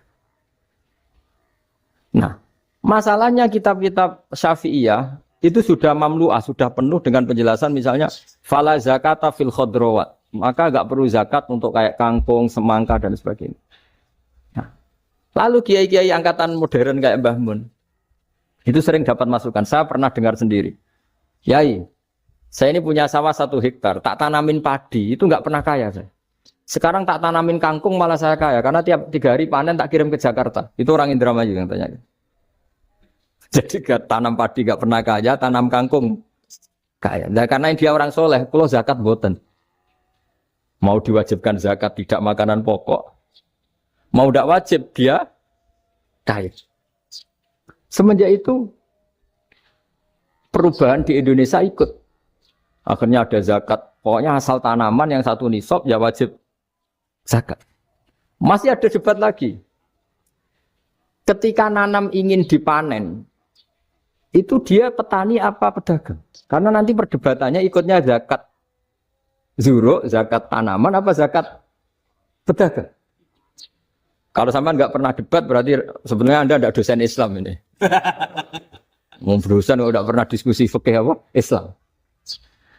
Karena saya berkali-kali punya tamu itu begini, Gus saya ini pedagang melon. Tapi dia penanam melon. Jadi pedagang yang agak ingin badi banyak. Itu caranya gini Pak Rektor. Saya misalnya pedagang melon. Daripada saya kulak di pasar atau dari petani sudah mahal. Nyewa tanah sekian hektar terus ditanami melon. Setelah berhasil ini dia zakatnya tanaman apa zakat pedagang. Karena dia nanam itu mentalnya sudah pedagang. Padahal nanti zakatnya beda kan. Yang 1 2% setengah, yang 1 rubul usur sama nisul usur sama usur. 1/10 sama 1/20. Kalau zakatnya zuruk kan 1/10 atau 1/20. Yang 1 rubul usur, kira-kira 2,5. Saya ulang lagi ya. Jadi di era modern itu kita jadi bingung pedagang tapi gayanya petani. Petani tapi hakikatnya. Jadi gampangannya gini ya, kalau saya pedagang beras, kok saya kaya raya, itu mendingan nyewa sekian hektar untuk ditanamin padi ya, daripada tengkulak, daripada beli. Akhirnya perdebatannya, ini zakatnya pakai apa? Misalnya tebu, misalnya petani tebu. Oh jelas kalau juga nanam tebu itu ingin dijual. Masa apa tiga es tebu berhektar-hektar. Kira-kira kalau menurut jenengan ini zakatnya zakat apa? Tijarah atau zakat tanaman? Mentalnya tijarah, mentalnya pedagang. Nah ini saya hanya mau cerita. Khilaf, kadang-kadang orang angen-angen. Khilaf itu nggak mungkin enggak. Ya sama seperti NU dan Muhammadiyah selalu khilaf awal Ramadan. Itu memang nggak bisa nggak khilaf. Misalnya begini, tak beri contoh ya. Karena kadang yang khilaf juga nggak pernah belajar. Lucu kan? Tak beri contoh ya. 2001 itu abad keberapa coba? Tahun 2001. Abad 21 abad 20? Abad 21. Jadi meskipun terpaut 1 tahun, padahal abad itu 100 tahun. Nah, pikirannya orang-orang Muhammadiyah seperti itu. Hilal kalau sudah melewati garis ufuk, meskipun setengah derajat atau 1 derajat itu sudah ikut bulan berikutnya. Sehingga ya sudah, meskipun sekian derajat sudah dianggap Ramadan. Nah, pikirannya orang NU enggak. Harus ru'yah bil fi'li. Itu sebetulnya lagi-lagi sebenarnya tidak masalah NU dan Muhammadiyah, itu di kitab-kitab ya seperti itu. Jadi nganalisis fikih, fiqhul hadis namanya. Itu ulama itu mau tidak mau debat. Karena pertanyaannya itu kenapa? Ya memang mau apa? Karena yang namanya sosial itu yahtamilu muhtamilatin, ada sekian kemungkinan. Makanya dalam madzhab istimbat itu, ketika Nabi sedekah pakai tamer, pakai kurma, itu ulama mesti ngitungnya tuh kut. Kut itu makanan pokok. Sehingga Imam Syafi'i mengatakan kalau di Indonesia pakai beras misalnya, karena kutil balad Indonesia itu beras. Oke, Imam Syafi'i mainstream. Tapi ketika era Yusuf Qaradawi di Al-Azhar di Mesir sana, ulama-ulama mulai usil. Sama sih ingat Mbah Mun sering gejlokan, lah iya, petani gabah, petani padi, wis melarat wajib zakat. Petani cengkeh, kakao, suga-suga wajib zakat hanya karena yang ditanam tidak tidak makanan pokok. Jadi mulai ada ulama mulai gerah lah, kalau bahasa politiknya mulai gerah. Yang petani miskin gara-gara yang ditanam padi wajib zakat. Yang orang-orang di sana misalnya di Sulawesi karena tanamannya kakao atau cengkeh tidak wajib zakat karena bentuknya tidak makanan pokok. Geger kan di Al-Azhar geger. Akhirnya hampir semua ulama berpendapat ya sudah sekarang ketika Nabi menzakati makanan pokok itu jangan dihitung sebagai makanan pokok. Wa mimma akhrajna lakum minal ard. Apa saja, ma itu apa saja. Makanya kata Yusuf Qaradawi, ma itu apa saja. Makanya semua tanaman yang menghasilkan uang itu wajib zakat.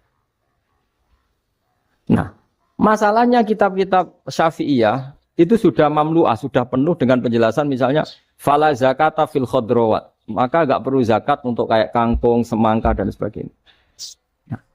Lalu kiai-kiai angkatan modern kayak Mbah Mun itu sering dapat masukan. Saya pernah dengar sendiri. Kiai, saya ini punya sawah 1 hektar, tak tanamin padi, itu nggak pernah kaya saya. Sekarang tak tanamin kangkung malah saya kaya, karena tiap 3 hari panen tak kirim ke Jakarta. Itu orang Indramayu yang tanya. Jadi gak tanam padi nggak pernah kaya, tanam kangkung kaya. Nah, karena dia orang soleh, kalau zakat boten. Mau diwajibkan zakat tidak makanan pokok. Mau tidak wajib dia kaya. Semenjak itu perubahan di Indonesia ikut. Akhirnya ada zakat. Pokoknya asal tanaman yang 1 nisab ya wajib zakat. Masih ada debat lagi. Ketika nanam ingin dipanen, itu dia petani apa pedagang? Karena nanti perdebatannya ikutnya zakat zuruk, zakat tanaman apa zakat pedagang. Kalau sampean nggak pernah debat berarti sebenarnya Anda tidak dosen Islam ini. Mau dosen nggak pernah diskusi fikih apa Islam. Karena saya berkali-kali punya tamu itu begini, Gus saya ini pedagang melon. Tapi dia penanam melon. Jadi pedagang yang agak ingin badi banyak. Itu caranya gini Pak Rektor. Saya misalnya pedagang melon. Daripada saya kulak di pasar atau dari petani sudah mahal. Nyewa tanah sekian hektar terus ditanami melon. Setelah berhasil, ini dia zakatnya tanaman apa zakat pedagang? Karena dia nanam itu mentalnya sudah pedagang.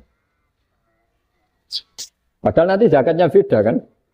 Yang 1 2,5%, yang 1 rubul usur sama nisul usur sama usur. 1/10 sama 1/20. Kalau zakatnya zuruk kan 1/10 atau 1/20. Yang 1 rubul usur, kira-kira 2,5.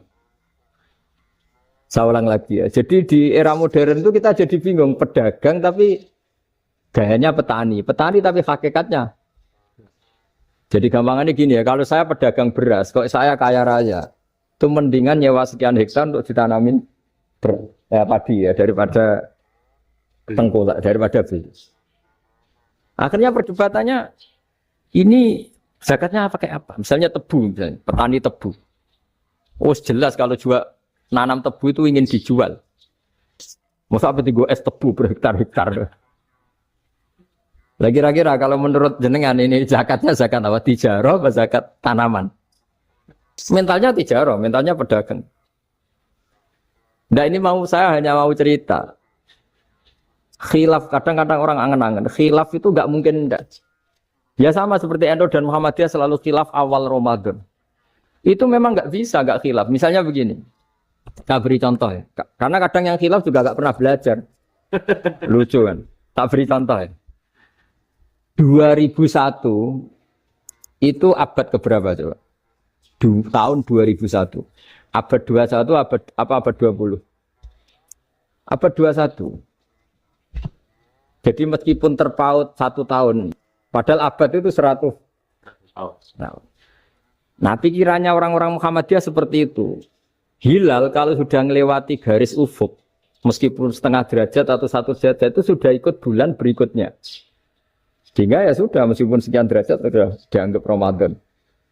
Nah pikirannya orang NU enggak. Harus ru'yah bil fi'li. Itu sebetulnya lagi-lagi sebenarnya enggak masalah NU dan Muhammadiyah, itu di kitab-kitab ya seperti itu. Kita ini enggak biasa goblok ya. Artinya kita yang keluarga kiai tahunya kunut mazhab Hanafi, enggak kunut mazhab Syafi'i. Tapi tahu-tahu ini mazhab NU, ini mazhab itu aneh itu menurut kita. Kita ini anggap apa? Mana ada Muhammadiyah jadi mustahid, mana ada NU jadi mustahid. Jadi sebetulnya orang tahu semua lah. Kalau Abu Hanifah itu tidak kunut, Imam Syafi'i itu kunut. Imam Syafi'i pernah main di masjidnya Abu Hanifah ya tidak kunut. Ditanya, kenapa tidak kunut? Jenengan itu presiden kunut. Tidak sanggup mati Abu Hanifah. Dulu dia biasa aja. Sekarang geger. Ya karena tidak punya kegiatan. Sebenarnya itu nggak masalah, mulai dulu biasa. Saya teruskan ya. Nah, menurut mayoritas ulama, nunggu ru'yah bil fi'li. Ru'yah bil fi'li itu gini. Mata telanjang bisa melihat. Karena agama ini menggantungkan perintah itu sama melihat. Kalau kamu tidak melihat itu bagaimana kena hukum? Ibarat gini, Pak Rektor datang ke rumah saya, tapi saya nggak tahu. Kena nggak saya hukum harus menghormati? Dia datang nggak sembunyi-sembunyi. Saya kena hukum harus menghormati ya kalau melihat, kalau enggak ya enggak. Tapi Pak Rektor tetap bilang, tapi saya hakikatnya datang. Jadi saya datang itu. Itu kan ribet. Akhirnya ya sudah, itu nggak ada khilaf. Sampai mati ada khilaf. Karena yang satu menggantungkan hukum itu digantungkan sama tahu. Kalau tidak tahu ya, misalnya baju saya ini hakikatnya ada najis. Pas sholat saya tidak tahu. Sholat saya sah apa enggak? Sah. Karena hakikatnya, ya memang saya tidak tahu. Tapi hakikatnya ada najis apa enggak? Ya. Aduh. Ya sudah, itu sama-sama masuk akal. Ada lagi khilaf yang senam otak. Fasyamu salasati ayamin fil haji wa sab'atin idza raja'tum. Singkat cerita ada satu pelanggaran haji yang kata Allah kafarohnya itu puasa 3 hari sama 7 ketika kamu pulang, idza raja'tum, ketika kamu pulang. Dalam mazhab Syafi'i yang namanya pulang itu yang haji sudah sampai rumah. Di mana-mana pulang itu ya sampai rumah. Dalam mazhab Abu Hanifah enggak, ketika orang sudah balik kanan dari Arab Saudi, dari Mekah, ya namanya sudah pulang. Misalnya gini, ini Pak Rektor pamit saya, Pak Haris. Gus, Pak Haris mana? Ya sudah pulang kata saya, padahal sampai pandangan, sampai. Tapi bagi keluarganya, belum pulang. Lalu idza raja'tum ketika pulang itu bahasanya siapa? Bahasa istrinya apa bahasa yang ditamoni? Kamu ditamoni orang, terus tamunya mana? Sudah pulang. Tapi tanyakan istrinya, belum pulang. Khilaf-khilaf gini kok jadi geger itu kan goblok banget maksudnya itu. Jadi biasa, itu biasa. Jadi ya karena memang ini bukan masalah akidah, ini masalah furu'iyah, masalah fikih itu masalah furu'iyah. Mau tidak mau harus beda. Misalnya di sholat juga gitu. Wa ayu qu'udin qu'adal musolli sokhat sholatu. Duduk dengan gaya apapun itu sholatnya sah. Jika sampean kalau haji atau umroh, orang Arab itu jenenge duduk ngenak awak di kursi.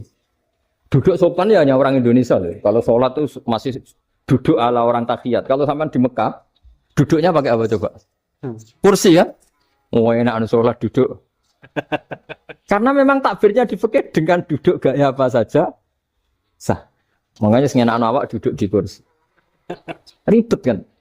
Mau tidak disahkan itu namanya duduk. Mau disahkan masa iya sowan Allah kok duduk santai-santai gitu. Tapi mau apa? Ini fikih. Biasa orang lagi ini fikih. Fikih itu ya sudah ini fikih. Makanya kalau ulama berdebat misalnya Abu Hanifah berpendapat sholat itu wajib baca Fatihah pasal Quran. Dalam mainstreamnya ya Fatihah karena la sholat limalam yakro bi Fatihatil kitab. Tapi cara Abu Hanifah enggak. Faqra'u ma tayassara minal Quran. Bacalah apa saja yang mudah bagi kamu. Asal itu Quran. Kemudian gak gending Jawa, gak nyanyi lah gitu. Ya sudah mau apa coba? Jadi ya susah memang kalau fikih itu ya sudah seperti itu. Ada lagi yang masih ekstrim misalnya. Yang namanya menyembelih hewan itu gimana coba? Dari hidup ke mati, apa pasti mati disembelih? Cara mazhab Imam Syafi'i yang namanya menyembelih, itu penyembelian harus menjadi sebab kematian. Itu yang sah. Karena lagi penyembelian menjadi sebab kematian yang syar'i. Sehingga beliau mensyaratkan hewan yang disembelih ini masih punya hayatun mustaqirrah. Punya kehidupan yang normal. Sehingga kalau nggak disembelih ya hidup. Sehingga kalau ada hewan ketabrak truk kejet-kejet, mesti mati ini buat sembelih. Itu nggak sah, karena nggak usah disembelih ya wis mati kan. Karena ini hanya nunggu koordinasi Israel kan, dia kejet-kejet itu kan prosedur itu. Tapi tidak disembelih pun mati. Tapi cara mazhab Malik enggak. Pokoknya anggere jek duwe nyawa jenenge kewan urip. Dengan kamu sembelih berarti matine mergo mbok sembelih. Meskipun nanti ya enggak usah disembelih ya mati. Coba hitung secara ilmu matematika. Kalau enggak disembelih hidupnya 5 menit. Gara-gara kamu sembelih hidupnya langsung mati. Terus dia matinya cara di persidangan matinya disebabkan apa? Disebabkan disembelih apa kecelakaan? Loh, ya debat toh kamu. Sama-sama UMM aja debat.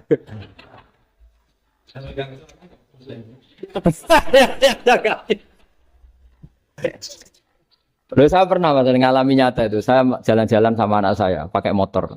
Sampai di jalan raya gitu ada ayam jago ketabrak mobil. Kejet-kejet. Orangnya tanya, Gus ini halal tau ora? Wis kanggo kon halal apa? Suatu saat dia enggak terima kan, tanya. Kenapa Gus? Ya nak kiai ra pantes, masuk kewan mesti mati nih tak sembelih. Nak kiai pantes kan? Karena aku tahu kamu tuh gak kiai, mesti motifnya itu mergo jago, jajal cilik gak putak kokno. Adekan ayam itu bayi kan gak ditanyakan. Kejet-kejet mati rak lah, wong cilik wae. Tapi masalahnya ini kan jago. Eman itu.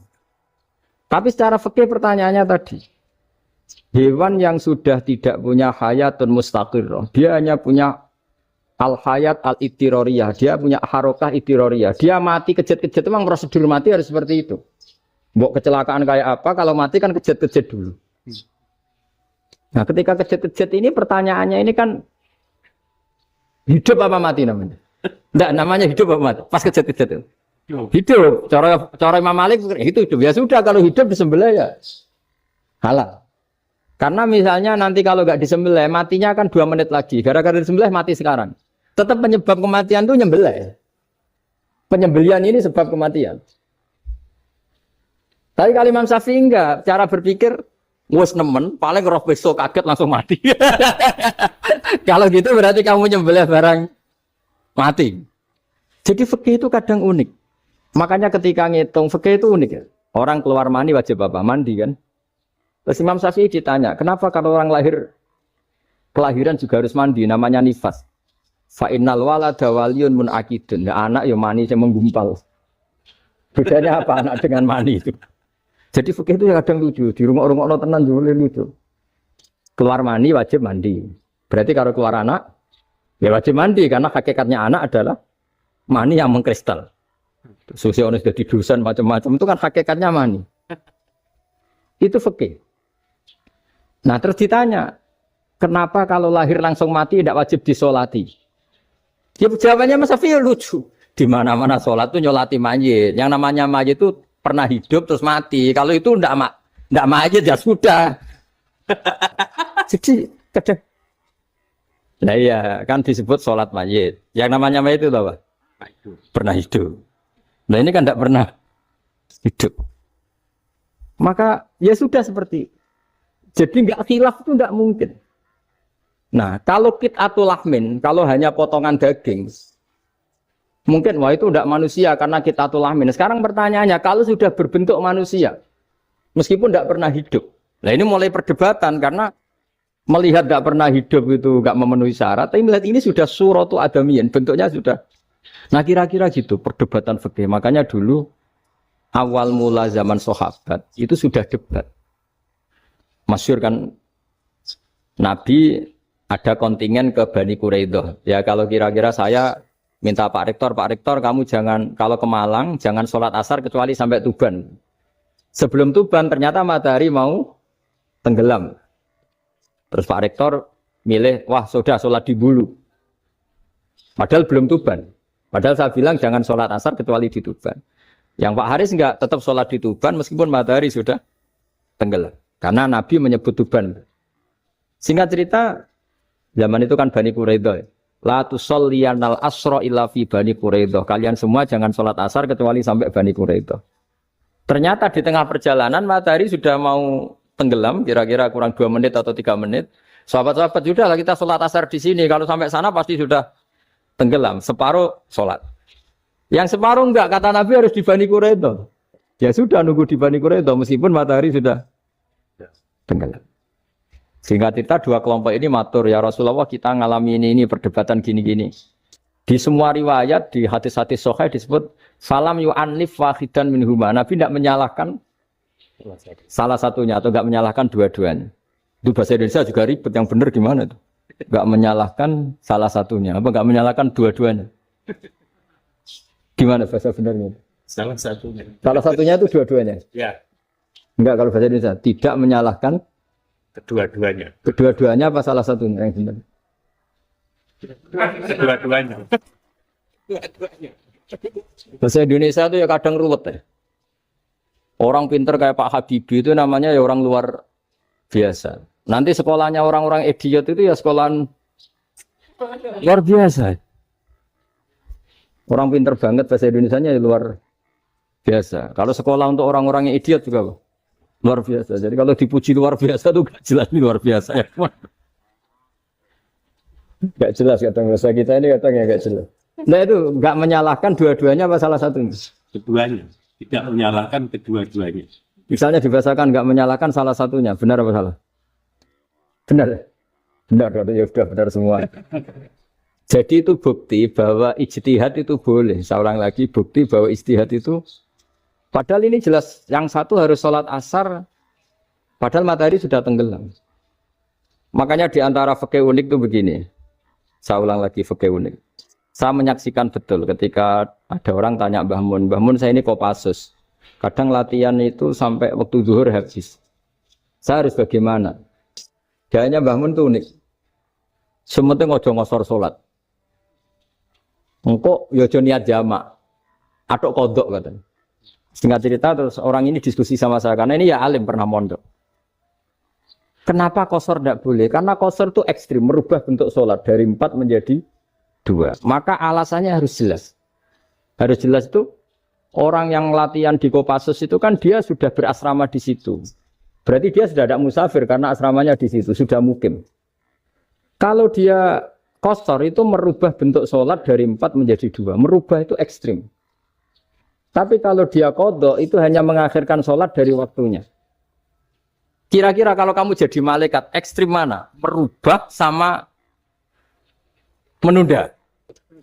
Ekstrim merubah kan? Karena 4 menjadi 2. Terus ojo jamak takdim, tapi jamak takhir. Itu juga penting. Bagi pengkaji fikih itu penting. Kalau jamak takhir itu salah-salah sidik ora pati popo. Kenapa? Kan mirip duhur kodok. Kalau jamak takhir kan. Tapi kalau jamak takdim asar kok di waktu duhur ekstrim mana? Perubahan takhir sama takdim itu ekstrim mana? Ekstrim takdim karena melakukan sesuatu belum waktunya. Belum waktunya. Jadi itu memang ya memang tadi kajian-kajian fikih itu memang unik. Karena bagi ahlinya, saya ulang lagi tapi ini saya ulang lagi bagi ahlinya. Makanya ketika Nabi menjamak sholat ketika nusuk, ketika haji itu kata Imam Syafi'i lis safar. Karena Nabi pergi jauh karena rumahnya Medina. Tapi resikonya fatwa itu adalah orang Mekah nggak boleh jamak karena kawasannya nggak sampai 90 kilo lah kalau sekarang mungkin. Tapi kalau tahu Imam Malik nggak, jalin nusuk sehingga orang Mekah pun yang haji ya boleh jamak karena alasan jamaknya karena nusuk, karena haji bukan karena jarak. Terus diteruskan lagi. Kalau karena pergi boleh jamak, memangnya pergi itu kenapa? Karena repot. Nah itu masalah kan, masyakoh. Nah, terus mulai ada orang-orang yang ngawur kan, resepsi jamak, ribet. Wes resepsi duit utangan kan capek. Wah itu sebagai jamak. Ribet kan. Jadi kalau sudah illatul hukmi itu sudah mesti bikin masalah. Kalau sudah illatul hukmi itu pasti bikin masalah. Nah, pertanyaannya, jamak itu masih gampang karena bentuknya sholat masih 4. Yang ekstrim kalau qasar karena bentuk sholat 4 menjadi 2. Maka kata Mbah Mun pesennya, nak kue ra mesti bener jika alasan itu tidak mesti benarnya. Pokoknya sementing tidak qasar kata. Juga tidak jamak takdim karena qasar ini kan merubah bentuk sholat kan ekstrim. Jamak takdim juga ekstrim karena mendahulukan sholat sebelum waktunya. Kalau jamak takhir kan biasa, kalaupun salah kan mirip kodok. Ya mirip kodok biasa kan? Nah ini saya cerita, jadi fikih itu bagi ahlinya, itu memang punya konsekuensi yang seperti itu. Makanya pertanyaannya misalnya, bagaimana hukumnya penyembelihan lewat mesin? Ya ribet kan? Bagaimana nyembelih dari apa ini? Belakang. Saya baca di kitab-kitab nyembelih dari belakang itu ya hukumnya tetap boleh asal apa itu fulkum dan mari itu terpotong. Tapi pertanyaannya, jangan-jangan ayamnya sudah kaget dulu karena uratnya ini.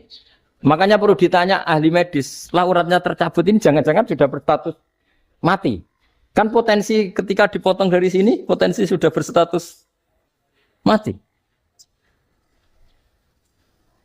Makanya, nah kalau misalnya menyembelih dengan dibaca, itu langsung mati gimana?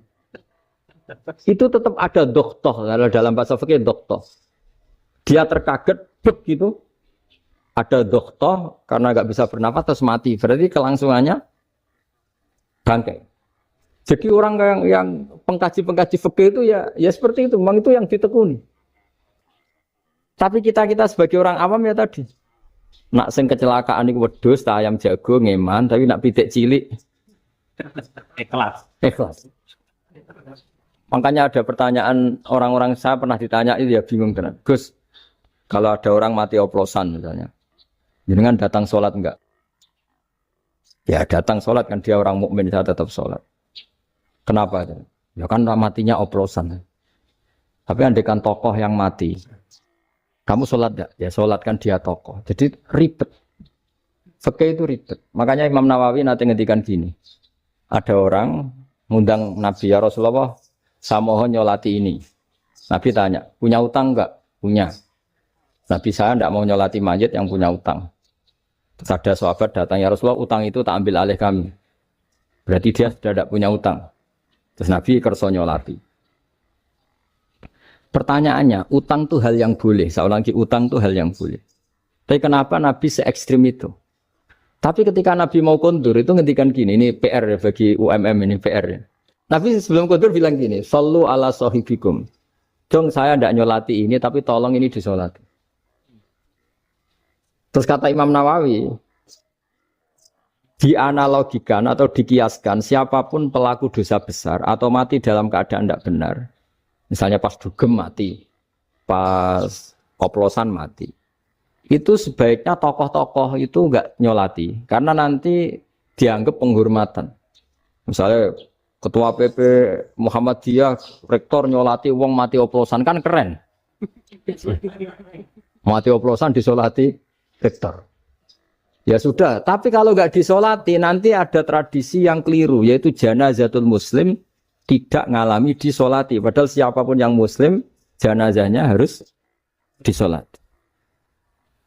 Makanya setengah-tengah, ya rasa rektor lah, buat satpam, pokoknya kudu tetap ada yang sholat gitu. Itu kata Imam Nawawi. Jadi ketika ada orang mati nggak benar, itu sebaiknya tokoh-tokohnya nggak ikut nyolati, tapi awamun nas, orang kebanyakan ikut sholat. Jadi fikih itu agak jadi karena tadi ketika tokoh ini nyolati, pertanyaannya bedanya apa mbek sing mati ning masjid mbek mati oplosan? Karena sama-sama semua orang nyolati kan tidak ada sanksi sosial itu. Tapi ketika enggak disolatkan sama sekali, wah lebih parah lagi. Ini ada janazatul muslim tidak disolati. Sehingga kata Imam Nawawi ini hebatnya Nabi tengah-tengah. Jadi Nabi kundur jong saya ada nyolati tapi shollu ala sahibikum. Ya tapi ini kamu harus nyolati. Kata Imam Nawawi, orang yang mati bunuh diri, orang yang mati oplosan, orang mati secara enggak benar itu asal dia muslim tetap wajib disolati karena sholat ini hakul muslim. Kan seorang muslim diantara haknya apa? Ketika mati dikafani, dimandikan, disolat. Tapi ini masalahnya matinya pas murtakibul kabiroh, pas melakukan dosa besar. Dan itu sebab kematiannya. Kalau dia oplosan, kan sebab matinya ya karena oplosan. Ya kan terus ribet. Mau disolati oleh, apalagi misalnya kita ketua ulama, udah terkenal wali. Wah keren, mati oplosan disolati wali. Kan ribet kan. Nanti yang repot malaikatnya. Itu ya, ini yang enggak kata bahaya. Saya pernah baca kitab itu yang repot malaikatnya. Itu ada yang bilang gini, orang yang punya hutang, itu pasti nanti hisabnya berat. Diaudit malaikat sampai bisa nyaur hutangnya. Sementara malaikat kena konstitusi, kalau Nabi mendoakan harus mustajab.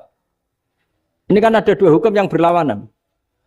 Sekali Nabi berdoa, wa maghfir lahu warhamhu, itu harus dituruti malaikat. Enggak boleh doanya Nabi enggak dituruti malaikat. Sementara aturan Islam juga harus dituruti, bahwa orang yang punya hutang harus tersandra oleh hutangnya. Tapi nasi dunia Pak Haris kan, gak TN.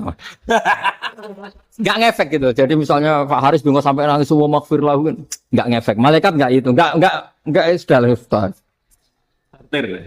Tapi kalau Nabi yang berdoa kan harus dituruti. Ini masalahnya kan itu. Nah kalau diturutin berarti hutangnya harus bebas. Padahal secara aturan harus tersandra karena punya hutang. Dan nanti sama kalau yang mati oplosan ini yang doain wali sampai Allah maghfir lahu. Doanya wali kan harus terkabul. Sementara secara hukum dia harus kena sanksi karena oplosan tadi. Daripada ngerepotno malaikat, sudahlah wali-wali ini tidak usah ikut nyolatin. Yang nyolati ya orang-orang nggak jelas ini sehingga kan malaikat kan santai aja kalau mau nyiksa. Loh tapi kan sudah didoain, nggak ngefek. Doanya orang-orang nggak penting. Itu ada tuh di sarah Muslim itu. Di sarah Muslim di bab ketika Nabi ngetikan babu qauli Rasulullah sallallahu alaihi wasallam sallu ala sahibikum. Jadi belajar fikih itu asik. Karena tadi harus dipelajari. Kalau enggak ilmu ini hilang. Terus nanti takutnya lagi ilmu fikih itu direduksi sosial. Terus misalnya gini, pepe wong cilik wae kiai-kiai ra gelem nyolati. Orang melihatnya ini karena yang oplosan wong cilik melarat ra disolati. Jajal bupati ya disolati, mergo amplopnya gede-gede kan terus ruwet kalau dianalisis gitu kan ruwet. Makanya kenapa saya harus ngomong fikih supaya semuanya itu enggak didudukkan urusan sosial itu. Nah kalau semuanya didudukkan sosial kan sentimennya sentimen sosial. Ribet. Padahal yang sering mati oplosan itu kan wong-wong cilik gitu loh karena tadi kalau wong sugih kan pakai whisky yang mahal yang insya Allah tidak mati kan gitu. Nah, yang mati kan yo mergo Bertos macam-macam itu kan. Artinya ini kalau nggak diterangkan secara fikih, kiai-kiai yang nggak datang dikira masalah sosial kan. PP salam tempel era gede terus nggak datang kan terus jadi ribet. Ya makanya ini lewat pengajian ini supaya sampean lebih tahu ya bahwa khazanah Islam ini kata beberapa ulama ka'afatal linnas, maknanya semuanya sehingga Allah akan mentakdirkan kajian Islam akan ada di seluruh dunia. Jadi kenapa IAIN marak di Indonesia, UMM, Universitas NU banyak? Karena agama ini kafatal linnas, tidak miliknya orang Arab, tapi milik semua. Orang alimnya juga gitu. Ketika ada liga alim seluruh dunia, itu orang Indonesia, orang Afrika, ya selalu ada orang alim yang kelas dunia. Seperti dulu ada Imam Bukhari, itu as-sahhul kutub ba'da kitabillah. Kitab terbaik setelah Quran itu Bukhari. Padahal dikarang oleh orang Uzbek. Kata siapa? Islam As-Sofyan, orang Arab ngakui kalau kitab paling sahih itu Bukhari. Mekah Madinah pun ngakui kalau kitab paling sahih Bukhari. Padahal pengarangnya ada orang Arab. Orang mana? Uzbek. Imam Ghazali yang diakui seluruh dunia itu Atos itu ikut Persia. Juga bukan orang Arab. Si bawah, jadi orang Persia. Nah ini yang belum ada orang Malang ini, tinggal PR ini. Ya, nyusul ya Mas. Ya Sarah, demikian. Assalamualaikum warahmatullahi wabarakatuh. Oke, baiklah teman-teman, jadi itulah reaction ngaji kita bersama dengan Kiai Haji Bahaudin Nur Salim atau Gus Baha. Di mana Gus Baha pada ngaji kali ini itu ada di kampus UMM Universitas Muhammadiyah Malang dan membahas mengenai beberapa hal, di antaranya ada tentang Syekh Nawawi menjadi imam besar, kemudian ada hal-hal yang lain tentunya. Selain itu juga ada alasan kenapa NU dan Muhammadiyah itu akan selalu berbeda. Kita beri judul Indonesia Mengguncang Makkah. Gus Baha bongkar rahasia Syekh Nawawi Al-Bantani jadi imam besar. Ternyata orang Indonesia pernah jadi guru besar di Makkah. Gus Baha membongkar rahasia kehebatan Syekh Nawawi Al-Bantani dan alasan mengejutkan kenapa NU, Nahdlatul Ulama dan Muhammadiyah akan selalu berbeda. Assalamualaikum warahmatullahi wabarakatuh. Selamat datang di channel kita ini, channel Ilhas Suwarji teman-teman. Video kali ini menyajikan reaction ngaji Gus Baha Kiai Haji Bahaudin Nur Salim dalam acara spesial di Universitas Muhammadiyah Malang atau UMM. Kajian ini sangat fenomenal karena membahas dua tema besar yang jarang dikupas tuntas. Yang pertama tentang sejarah emas ulama Nusantara di tanah Arab. Gus Baha mengupas tentang profil Syekh Nawawi Al-Bantani, sang master keilmuan Islam dunia. Beliau adalah putra asli Banten yang menjadi rujukan keilmuan di Hijaz di Arab dan menjadi imam Masjidil Haram. Tak hanya itu, Gus Baha juga menyebut nama besar seperti Syekh Khatib Minangkabawi dan Syekh Mahfud Termas. Dan yang kedua adalah rahasia intelektual NU, Nahdlatul Ulama dan Muhammadiyah. Mengapa dua organisasi ini tetap berbeda? Gus Baha menjelaskan dengan cerdas bahwa perbedaan ijtihad dan manhaj adalah kekayaan pemikiran Islam yang tidak perlu dipertentangkan, melainkan harus sama-sama menghargai. Di depan tokoh Muhammadiyah, Gus Baha menjelaskan alasan NU dan Muhammadiyah tak bisa disatukan. Nah, poin-poin penting dalam kajian ini ada yang pertama mengenai rahasia Syekh Nawawi Al-Bantani menjadi rujukan kitab kuning sedunia. Kemudian bagaimana ulama Indonesia bisa diakui sebagai imam besar di Masjidil Haram. Kemudian sinergi ilmu antara ulama Jawa, Sumatera, dan Madinah. Serta cara menyikapi perbedaan khilafiyah, manhaj, dan ijtihad antara NU dan Muhammadiyah dengan hati yang dingin. Penjelasan lengkap Gus Baha yang syarat akan ilmu sejarah dan pesan persatuan ini semoga menjadi bermanfaat bagi ukhuwah Islamiyah kita. Mari berdiskusi, siapa tokoh ulama Nusantara yang paling menginspirasimu? Tulis di kolom komentar ya teman-teman. Jangan lupa klik like jika video ini bermanfaat, subscribe untuk update kajian Gus Baha terbaru, dan share ke grup WA agar menjadi amal jariah. Itu teman-teman yang bisa kita sampaikan, bisa kita catatkan dalam kajian bersama dengan Gus Baha kali ini. Semoga menjadi ilmu yang manfaat dunia akhirat untuk kita semua, menjadi amal ibadah Gus Baha yang berkah dan berkahi untuk kita semua. Dan tentunya kita doakan bareng-bareng semoga Gus Baha senantiasa sehat, diberkati oleh Allah, diberkahi umur yang panjang, diberikan keluangan, kesempatan waktu untuk terus-menerus memberikan keilmuan-keilmuannya kepada kita semua. Dan semoga senantiasa kita diberikan rezeki yang berlimpah oleh Allah agar terus-menerus bisa istiqomah ngaji bersama dengan Gus Baha. Itu teman-teman, semoga kita senantiasa dalam keberkahannya. Amin ya rabbal alamin. Terima kasih, mohon maaf banyak kesalahan. Wassalamualaikum warahmatullahi wabarakatuh.